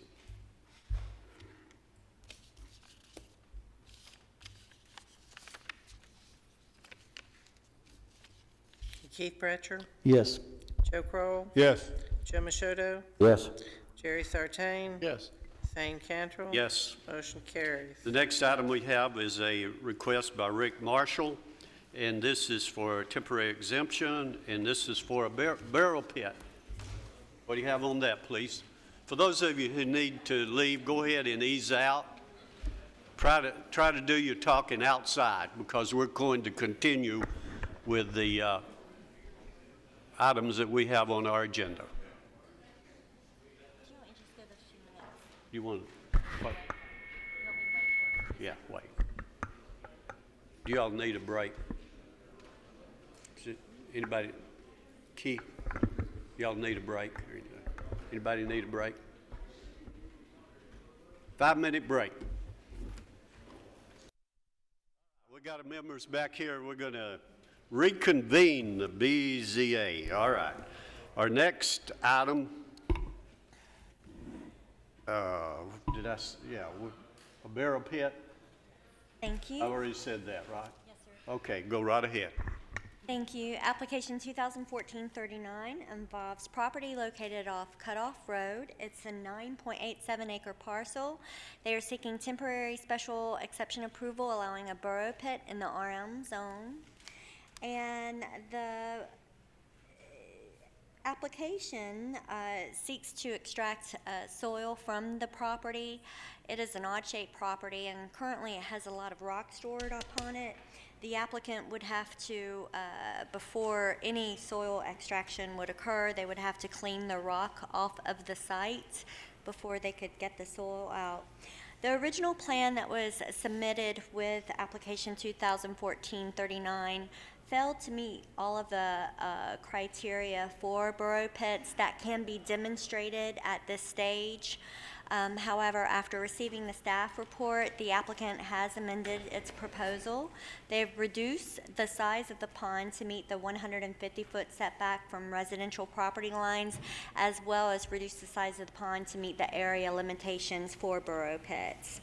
And we have the county engineer here to address any engineering-related questions, Eric Hill. And apart from that, we find now with the revised plan that was submitted by the applicant and we distributed to you at the meeting at 4, we find that the application does meet the criteria for temporary burrow pits. We received 3 informational calls regarding this application. I believe we also received 1 call opposed to the request. This is the site. You can see that there's a lot of rock upon the site. There are multiple subdivisions located in close proximity to this site. Also some single-family residences that aren't located in a subdivision. This was the original plan, which has been amended to meet the requirements for burrow pits. And that concludes our presentation. Do you have a reclamation plan in hand, or is that? Well, the reclamation proposal is also included on this plan, and Eric could address that further. Okay.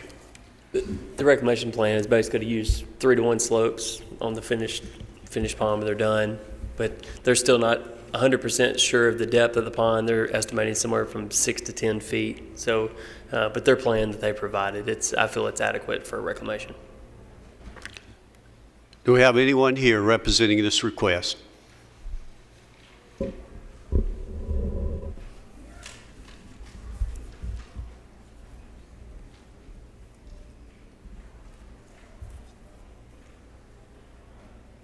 My name's Rick Marshall, and the purpose pretty much is to get the land cleaned up and then sell the dirt to get some of the costs reimbursed back. Questions? What do you do with all the rock you got to get off of it? Where does that go? I've got a place for it that I'm going to build a pad, and it's pretty much a lot of it's going to be hoe rammed up, so it'll work out pretty good for a shot rock pad. Joe? You got hours of operations, but you don't have days of operation. Do you plan on running this 7 days a week? No, sir. No, sir. Just when the weather permits, and never run on Sundays. No Sundays? No Sundays whatsoever. Okay. What are you going to do with this hole if it doesn't hold water? Well, it pretty much holds water all winter, so I'm assuming it's pretty low there. You going to make a lake out of it? Yes, sir. Any other questions? How long are you going to be doing it? Did you say that? I couldn't remember. How long are you going to be excavating? I hope to be done before the permit's expired, which is 6 months. Okay, so 6 months. Yes, Okay. sir. Before bad weather sets in again. Thank you. You may be seated. We'll open this for a public hearing. For anyone who'd like to speak on it, come around, sign in, and come to the podium.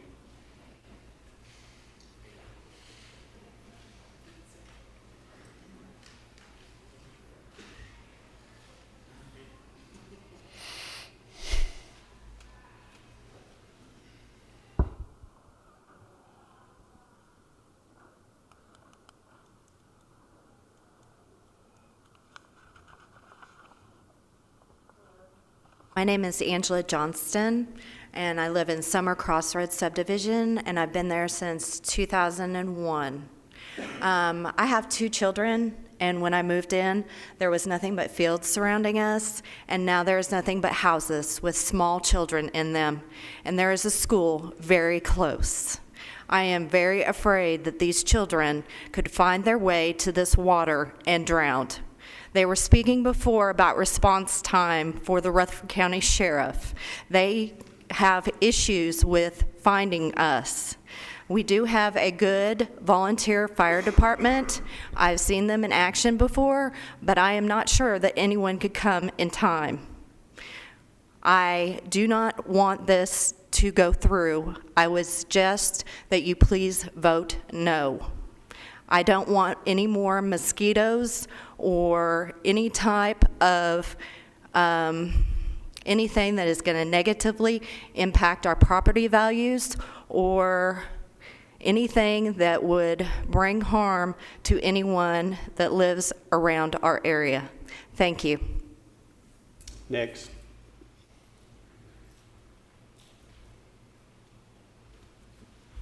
Good evening. My name is Michael Stum. I live on Jeter Way in Diamond Crest subdivision, which backs up to this property. Yeah, some of the concerns that we have, our house was new construction in 2007. Since that time frame to date, our property value has decreased by about $20,000 from what we had paid for the property, not counting, the thousands of dollars that we've been, done with add-ons. So, how will this affect our property value? With Cutoff Road being a 2-lane road, how will it hold up to the construction equipment and the dump trucks, and will the road handle it and without being tore up? And if the road gets tore up, who fixes it?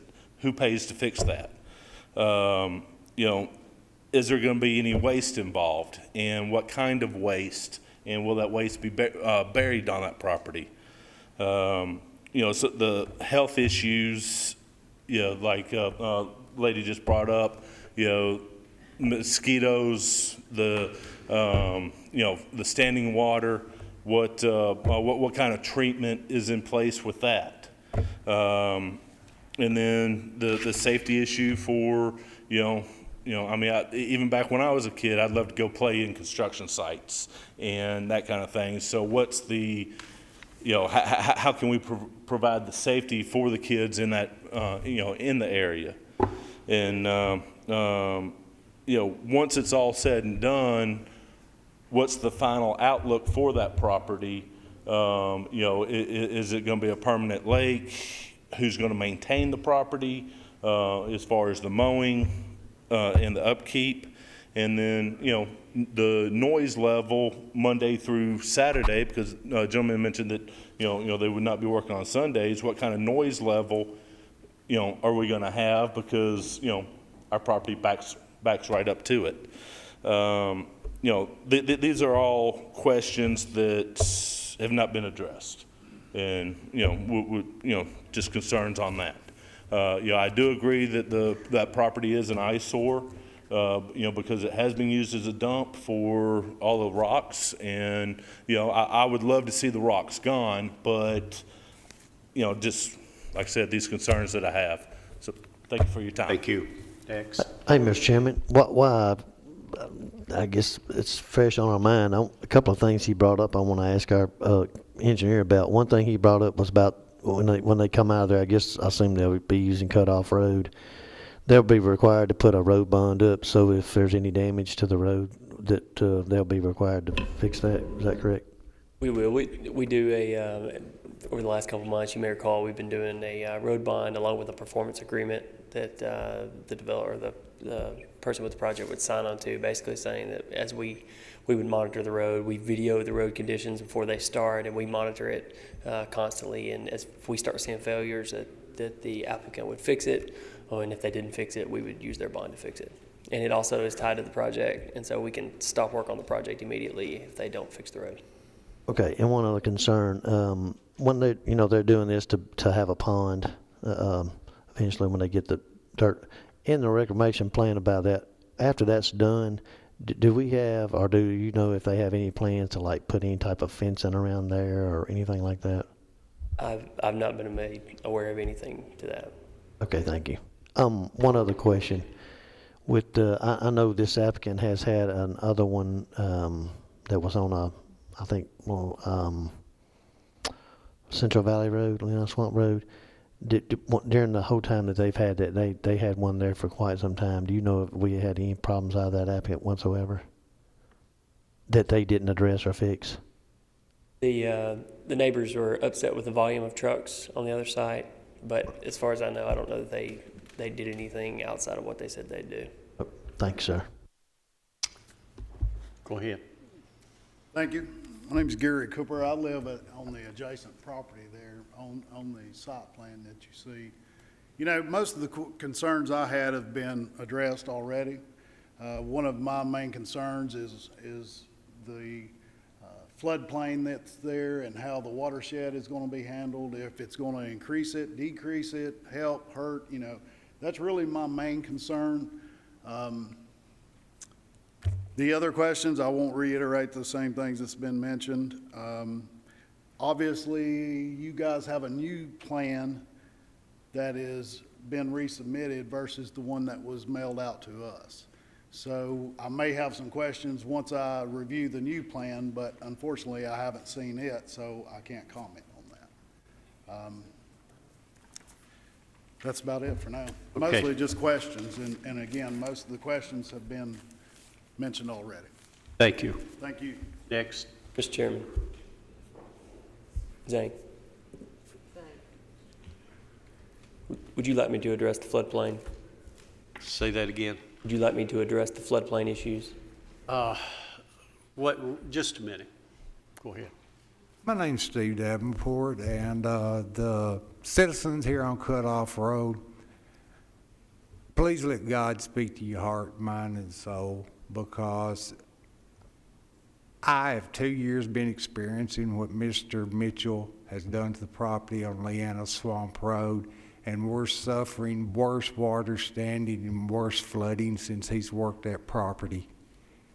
And and plus stipulations put on him, they fell through the cracks and didn't make it in the legal documents. And, well, legal documents are just for shady characters, in my opinion. But anyway, I just ask that you guys sincerely refuse this permit. Thank you. Hey, Mr. Chairman, if I could, with what that gentleman said right there, I think it's a very serious concern right there. Eric, do you know what he says that since they done the other borrow pit out on Leanna Swamp Road, do you know that that's creating any more flooding or anything out there that was already there? On that other property, there's a ditch that's been questionable about the drainage out there. It's on Swamp Leanna Road.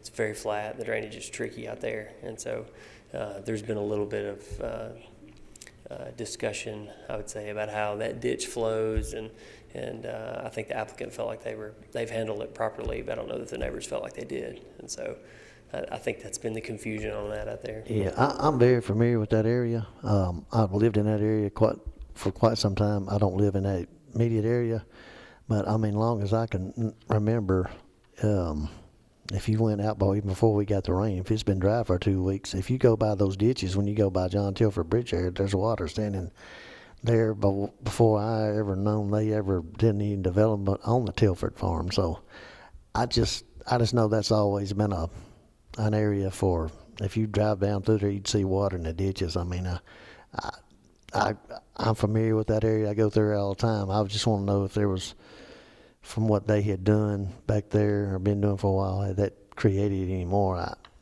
I didn't think it had. I just wanted to see if you knew something I didn't.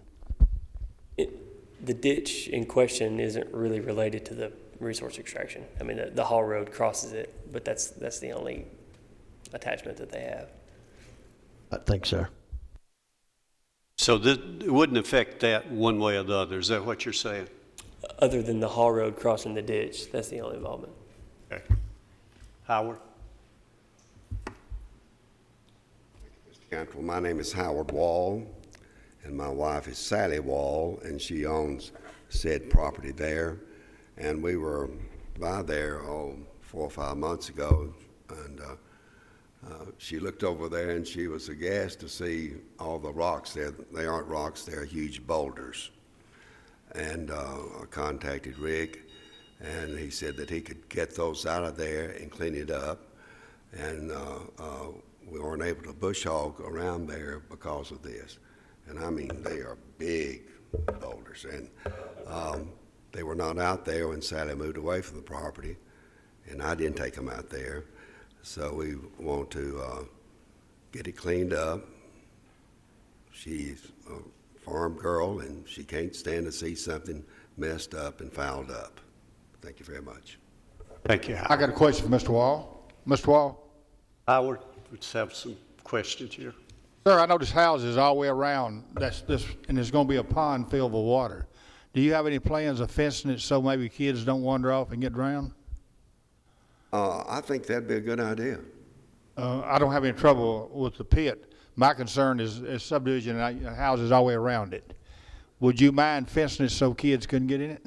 I think it'd be a good idea. Thank you. Any other questions?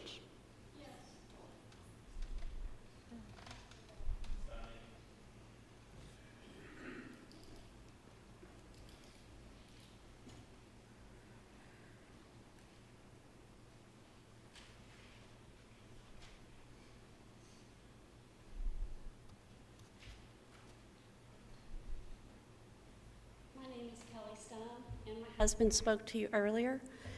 After hearing some other people speak, I have two big concerns. We live on Jeter Way, and we have a lot of kids in our neighborhood, and they play in those woods, whether they're supposed to or not.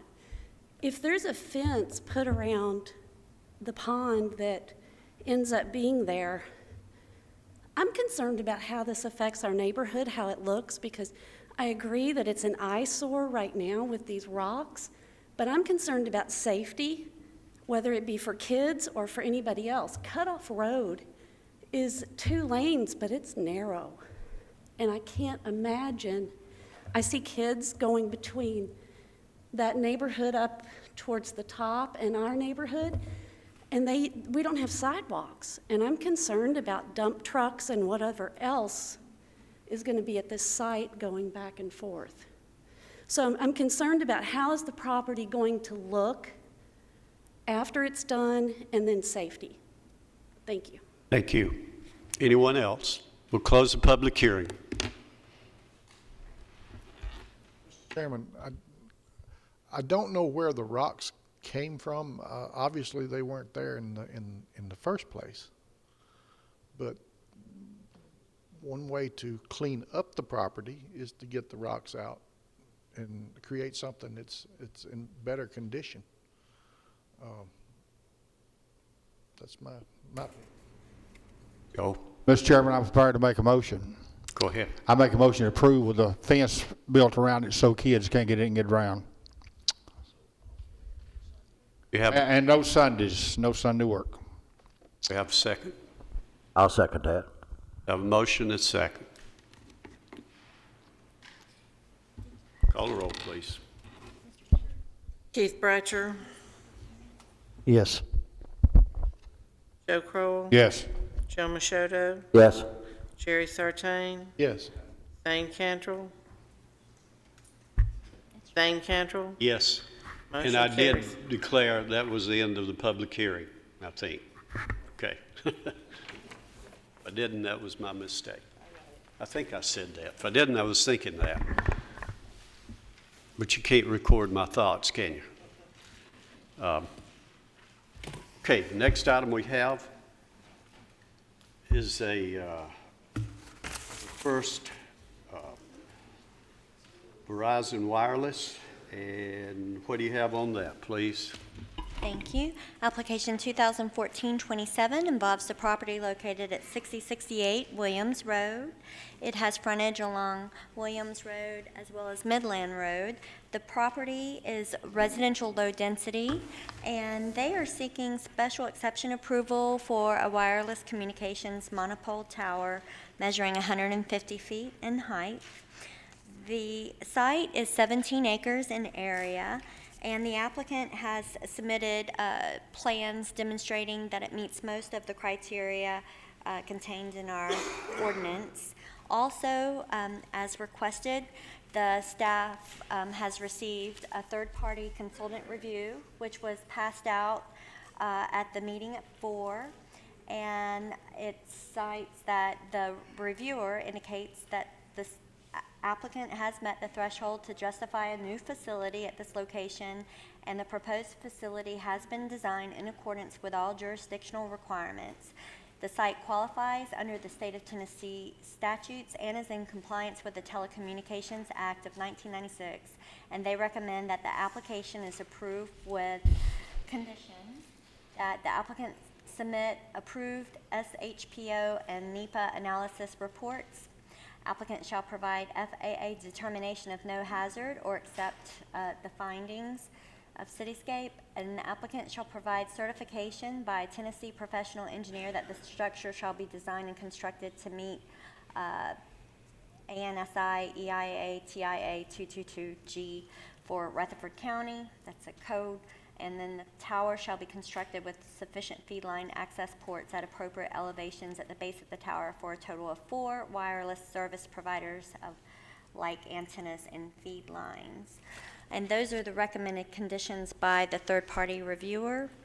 This is the surrounding area and roadway. The applicant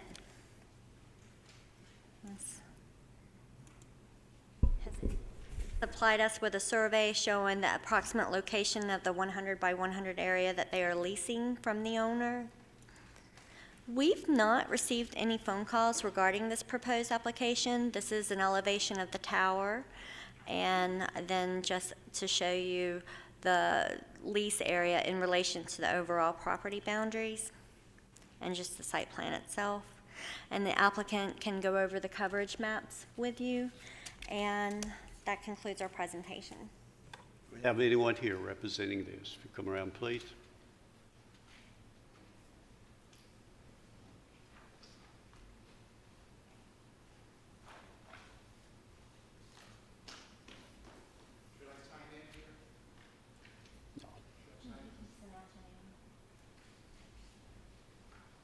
Good afternoon. My name is Jim LePan. I work with Falk and Foster, and we are here working with Verizon Wireless, and I'm here working on this project and the next two as well. I don't know if you have any questions for me. If you'd like me to go through the coverage maps, I'll be very happy to. May do that. First, do we have any questions? We may need to call you back, okay? That's fine. That's fine. Yep. If you don't have any questions? Yes. Yeah, thanks.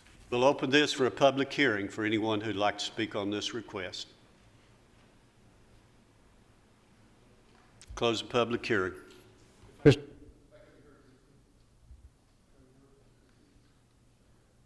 Important factors here on this site and the other two sites is that it's important in the ordinance that the base of the tower and where the fencing and the buildings are is shielded by vegetation.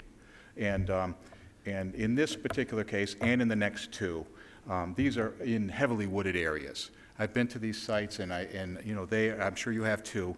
There's nothing anywhere anyone's going to be able to see the fencing, the buildings, the bottom of the tower, and so I'm respectfully requesting that that you make a decision that we would have a variance from the requirements that we do any additional landscaping in that area. That's all. I would make that request, that be part of your motion at that time. No, it won't be a part of it unless they make it. Okay. I think you have that, don't you? Well, it was not advertised as such. However, there is language in our site plan review process that someone can ask for a waiver and get credit for existing vegetation.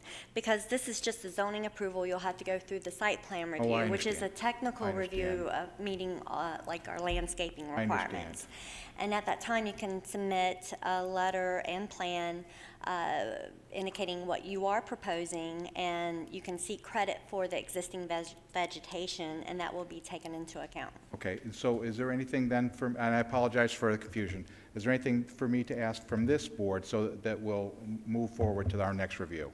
Unless you wanted to be, the only type of relief that you would be requesting if you were just refusing to supply any landscaping whatsoever and not offering any existing tree coverage as getting credits for that. We're offering, there's plenty of area. And you can demonstrate that at the site plan We'll do that at the review site process. plan. Okay, thank you very much. You need to try to have all this worked out with our staff before you get here, okay? I apologize. Okay, well, no, you just for your information. Okay, thanks. Thank you. We'll close the public hearing. I think I said that, but I'm going to say it again. We'll close the public hearing. We have a motion. Move to be approved, Mr. Chairman. Have a motion to be approved. Second. Have a second. Call the roll, please.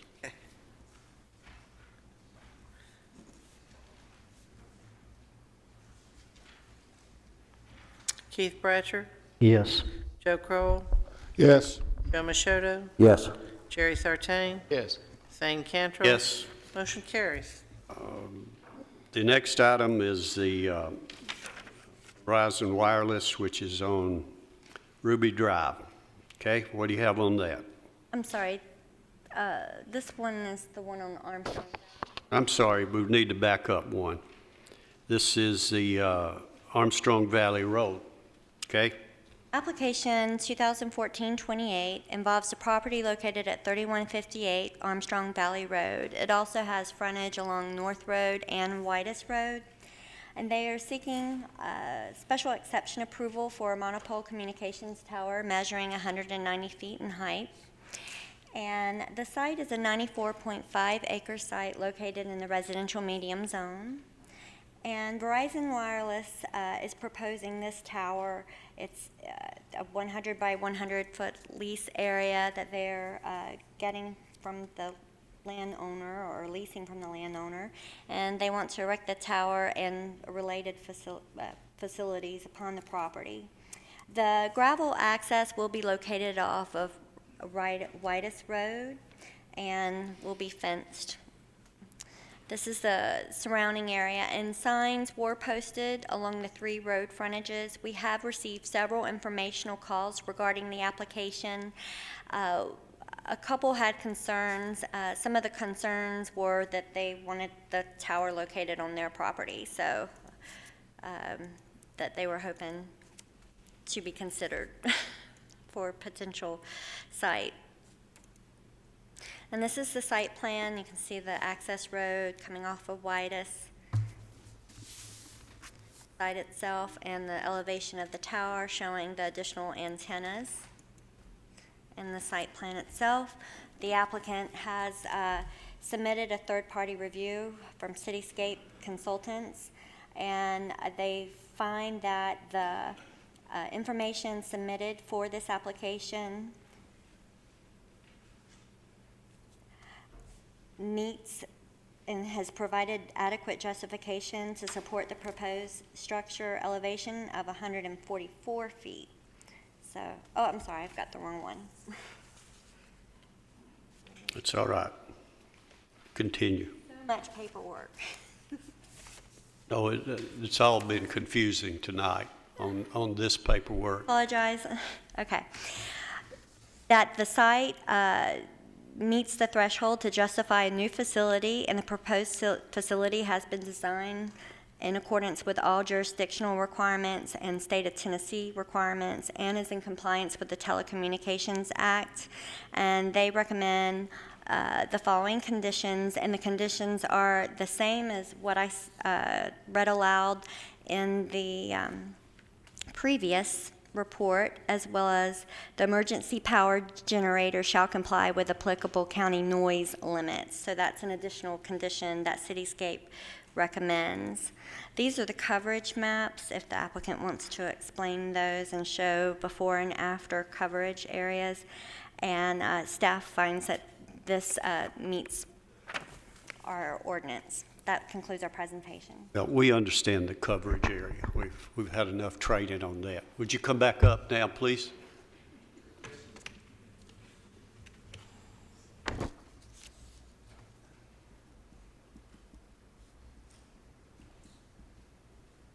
You do understand the requirements she was talking about there? Oh, yes, yes, Okay. and that's fine. Thank you. We have any questions on this site?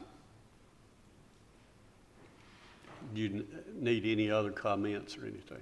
Thank you. We'll open this for a public hearing for anyone who'd like to speak on it.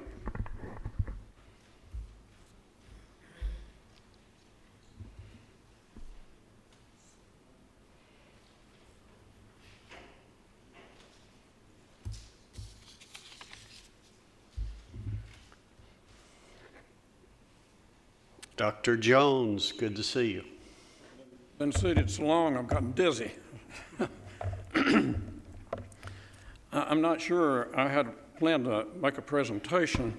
Dr. Jones, before I'm you sorry. start. I'm John Hodge Jones, Thank you. and I live on Whitus Road, on the farm which joins the Lamb Farm where this tower is proposed.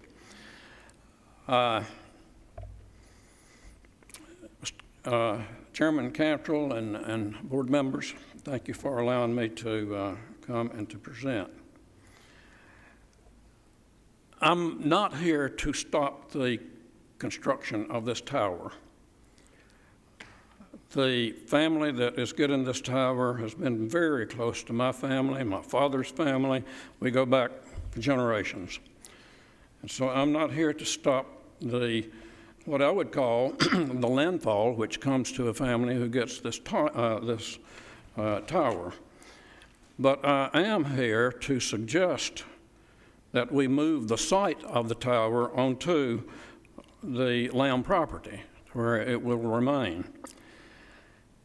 I could give you a quick review, but Mr. Chairman, Really what I have decided to do is to ask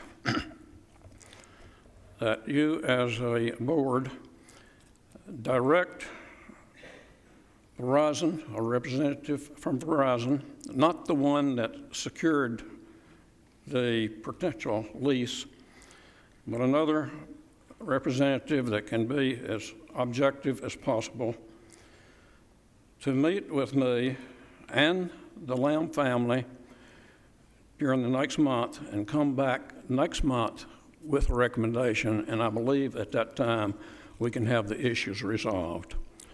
Now, if you wish me to continue on this, I will, but if you're willing to do that, then I do not need to make a presentation. Well, you only have 3 minutes, so you're just about out. Oh, anyway. okay. If you want to say anything else, go ahead. Well, that's basically it, other than the fact that I have a whole bunch of questions to ask Verizon, and I think the representative here might be able to answer them, but I think that would take a considerable amount of time, and it's something that I think can be worked out in the next month. So I'm asking you to delay this for a month, and I'm asking you also to direct Verizon to meet with the Lamb family and me and to work out a resolution on the same property, moving it to another site. Joe, do you have a question? Where you want them to move it to? Well, there's the red dot on the screen. Where you want it moved? Right there. It's in the woods.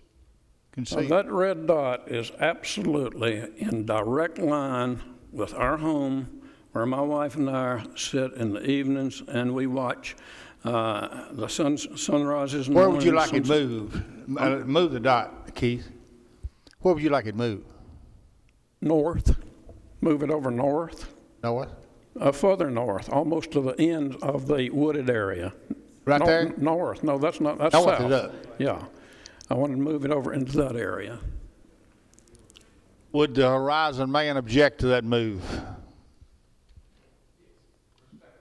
You would move there? Would you be willing to move it there? No. You wouldn't want to move it there? I'd like to ask why. Why would you object? Why would you object? Excuse me. Excuse me. Hold up just a minute now. This is getting to be a little confusing, so this is not the appropriate spot. So Dr. Jones, go ahead and complete what you need to say here. Well, the main thing I need to say is I don't want the Lamb family from being deprived, but I do want the tower moved to a place that it will not interfere with my family and I, my sons, my daughter, and there are some issues here that this gentleman needs to know about that I'm concerned about. And so I think it's very important that I meet with them. Dr. Jones, if you would, while you're speaking, right here, I'm gonna move my pointer right here on the screen up here. Where is your residence? Where are you located right up here? It's directly west. From the tower, yes. Okay. Yeah. So your residence right is along in there. right in here is where your residence is at? I'd say I'm about a third of a mile, one-third of a mile from this tower. But my property line is only 1,000 feet. It's about 1,000 feet down to Whitus Road. It's about 1,000 feet over to my property line. Okay. All right, sir. Thank you.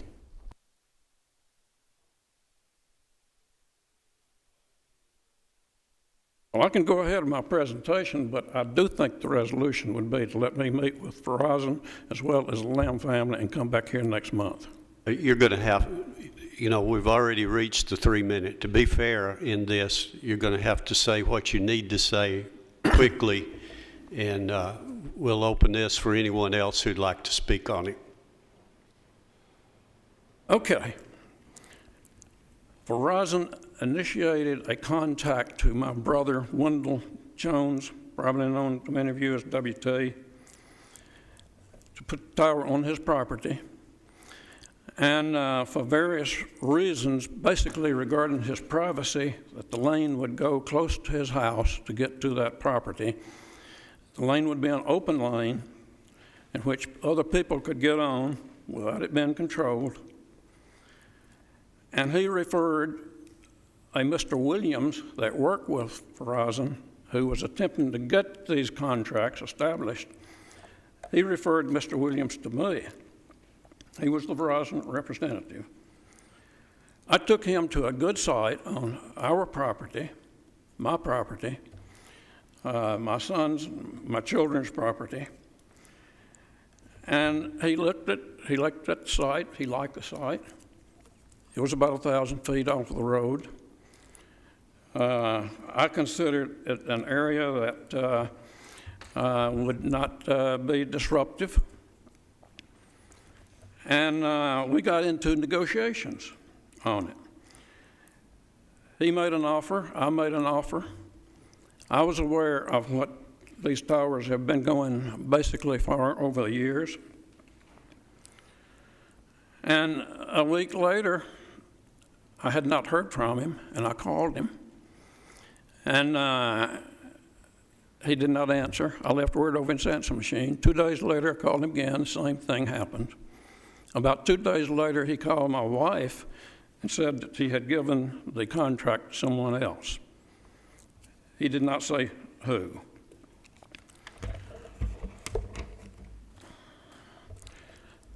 I learned during this process and doing some research that these people that Verizon sends out or others send out, that their commission is based on how cheaply they can get a contract.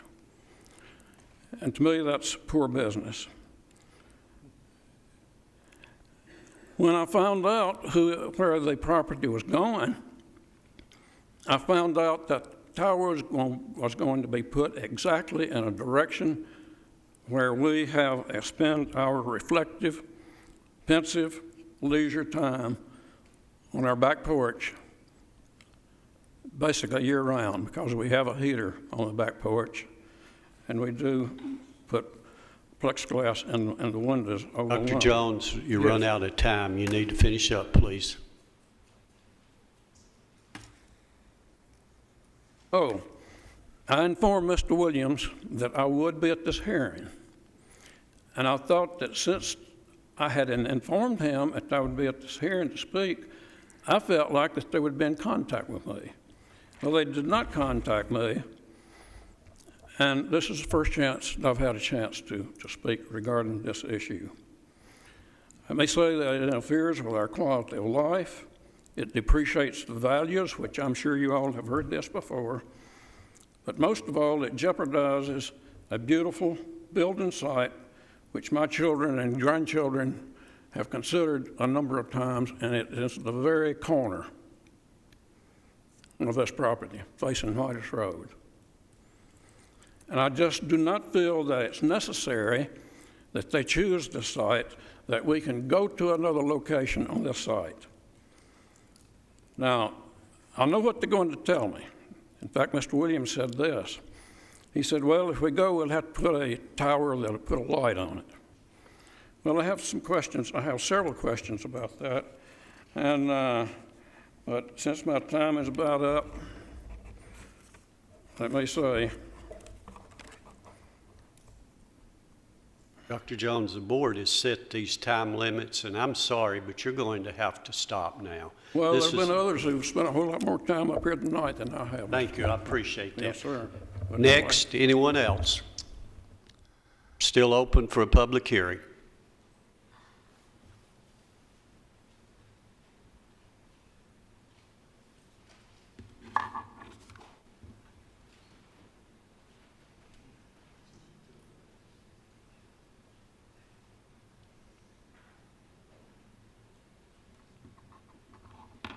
Sometimes we don't understand why we have these, but these are also legal issues, and we try to hold our comments within 3 minutes. I have 3 minutes then, right? Yes, ma'am. My name is Elaine Jones. I live on Whitus Road. I live with the guy who just spoke. He happens to be my husband. John is right. We do sit on that back porch 99 times out of 100. This tower goes in direct line with what we see. There's no reason in the world it can't be moved. If Verizon can't afford to add some with a light on that thing, then something's wrong with Verizon. Folks, this is a matter also of property values. This particular tower will go right at the edge of John's property, and under those circumstances, there's a lot of building sites there. If they would move it, it would certainly improve the situation. Thank you. Thank you. Next.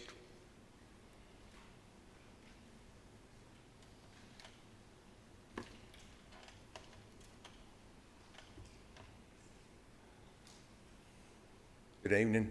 I'm Brian Lamb. I'm the eldest son of the Lamb family. My parents are not able to be here this evening, so my brother and I are here this evening. The reason that they chose that part of the site is there's a hill there with an elevation for the tower, and that's the sole reason. The next question is, for me, on the map here, can you see Mr. Jones's home?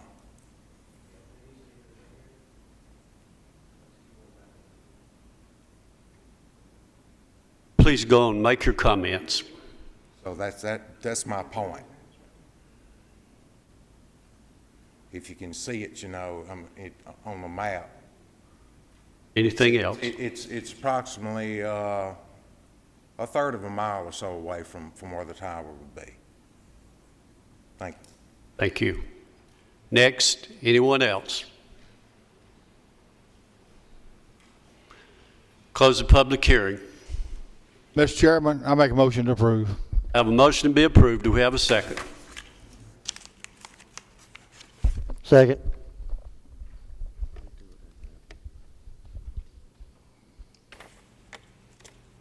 Call the roll, please. Keith Bratcher, Yes. Joe Crowell, Yes. Joe Machoto, Yes. Jerry Sartain, Yes. Thane Cantrell. Yes. Motion carries, sir. Just let me remind everyone, the BZA does not have the authority or the legal power to move these cell towers around. They've got to be negotiated somewhere else. That's the law on it. If you want that change, you're just going to have to change the law. They've lobbied, we don't like this, but they've lobbied and got pretty much approval of wherever they want to put these towers. The next item we have is a request for a cell tower, and this is on Ruby Drive. What do you have on that, please? Thank you. Application 2014-29 involves the property located at 3680 Ruby Drive. It is in the RM residential medium density zone, and the request is for special exception approval of a monopole communications tower measuring 190 feet in height. However, since the initial application and after a review by the FAA, they have reduced the tower height to 144 feet. And the revised drawings on the site plan here reflect that revision. The applicant has supplied, or Cityscape Consultants has supplied a third-party review and indicates that it has been designed and has addressed all the issues that were identified, and recommends that the application is approved with the conditions, and we read those aloud in the first application, and you can just include those, and that's analysis reports, NEPA and SHPO, provide FAA determination of no hazard, provide certification by a Tennessee professional engineer that the structure is designed and constructed to meet certain requirements, and that the tower shall be constructed with sufficient feed line access ports for for wireless service providers of like antennas and feed lines. We have received 2 informational calls regarding this application. The access road will be off of Joe Brown Road. However, the home site is accessed through Ruby Drive. We posted a sign on the property. This is the access to the residence and the site itself. Surrounding residences and yards of the Ruby Drive area, that's a subdivision. And then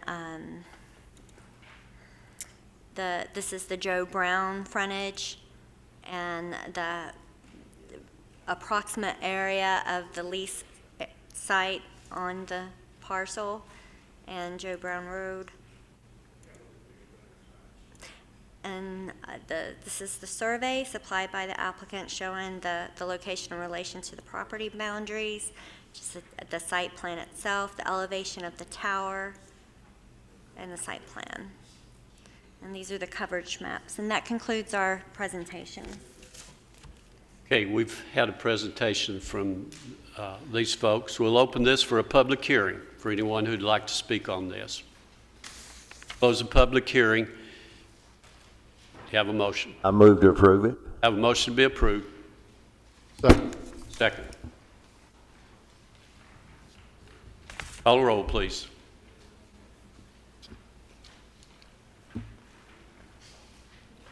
Keith Bratcher. Yes. Joe Crowell. Yes. Joe Machado. Yes. Jerry Sartain. Yes. Thane Cantrell. Yes. Motion carried. The next item is the cell tower at 4750 Amaville Road, and you folks are representing this as well. New singular. Back. Just come on around. All right, go ahead. Give us what you have. Application 2014-41 involves the property located at 4750 Almaville Road.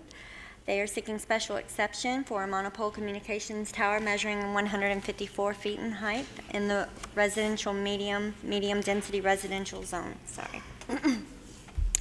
This is a 54-acre site, and they are seeking approval to erect the tower along this portion of the site that is on the east boundary. And the access to the site will be through this private easement. They'll develop an access road, as you will see in some of the drawings, and we had some calls and concern as to why the Antique Avenue is not extended or the access road does not come off Antique Avenue. But there is a creek located here, and the permitting involved with getting having a road going through that would be tedious, so they have opted to provide the access road along using the easement upon the property. And this triangular portion is part of this property as well. This site also has TVA easements going through it. It is a farm. We received 2 informational calls, and one had the concerns about the access road, but they really did not indicate any opposition to the request. The applicant has submitted, and it was also distributed in your packets, the third-party review by Mr. Larry Perry, and he found that the proposed cell tower met all of the county requirements and other requirements for the Telecommunications Act 1996. And recommended approval of the application with a provision of a letter indicating that they will allow other co-locations to be on the tower, as well as if the tower is no longer in use, that it will be removed. That's in accordance with our code. So the applicant's agent is here, and you received the binders that were presented by the applicant this afternoon. So. We'll open this for a public hearing for anyone who'd like to speak on this request. Close the public hearing. Do we have a motion on it? Make a motion be approved, Mr. Chairman. Have a motion be approved. I'll second the motion. Have a second. Call the roll, please.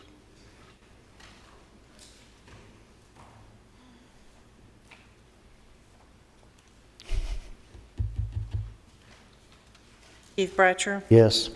Joe Crowell. Yes. Joe Machado. Yes. Jerry Sartain. Yes. Thane Cantrell. Yes. Motion carries, sir. Yeah, let me remind everyone that since we've been dealing with so many of the cell towers, we have our own consultant that has reviewed every cell tower that's come before us now. That gives the citizens, I know some, I guess, concern that the cell tower is not being done properly. We have an expert that works for the county that's doing this. I'd like for you to come forward now at this time, our consultant. Yeah, you're the consultant. Okay. Do you have any comments that you'd like to make? My name is Larry Perry, 11464 Saga Lane in Knoxville. We work with counties all over the whole state of Tennessee, Georgia, and Alabama. And gentlemen, ladies, you're going to see a lot more applications for towers coming in, because just in the last week, the Commission, FCC, authorized another segment of the frequency bands for additional carriers. Right now, there's 13. You have 7 in this area.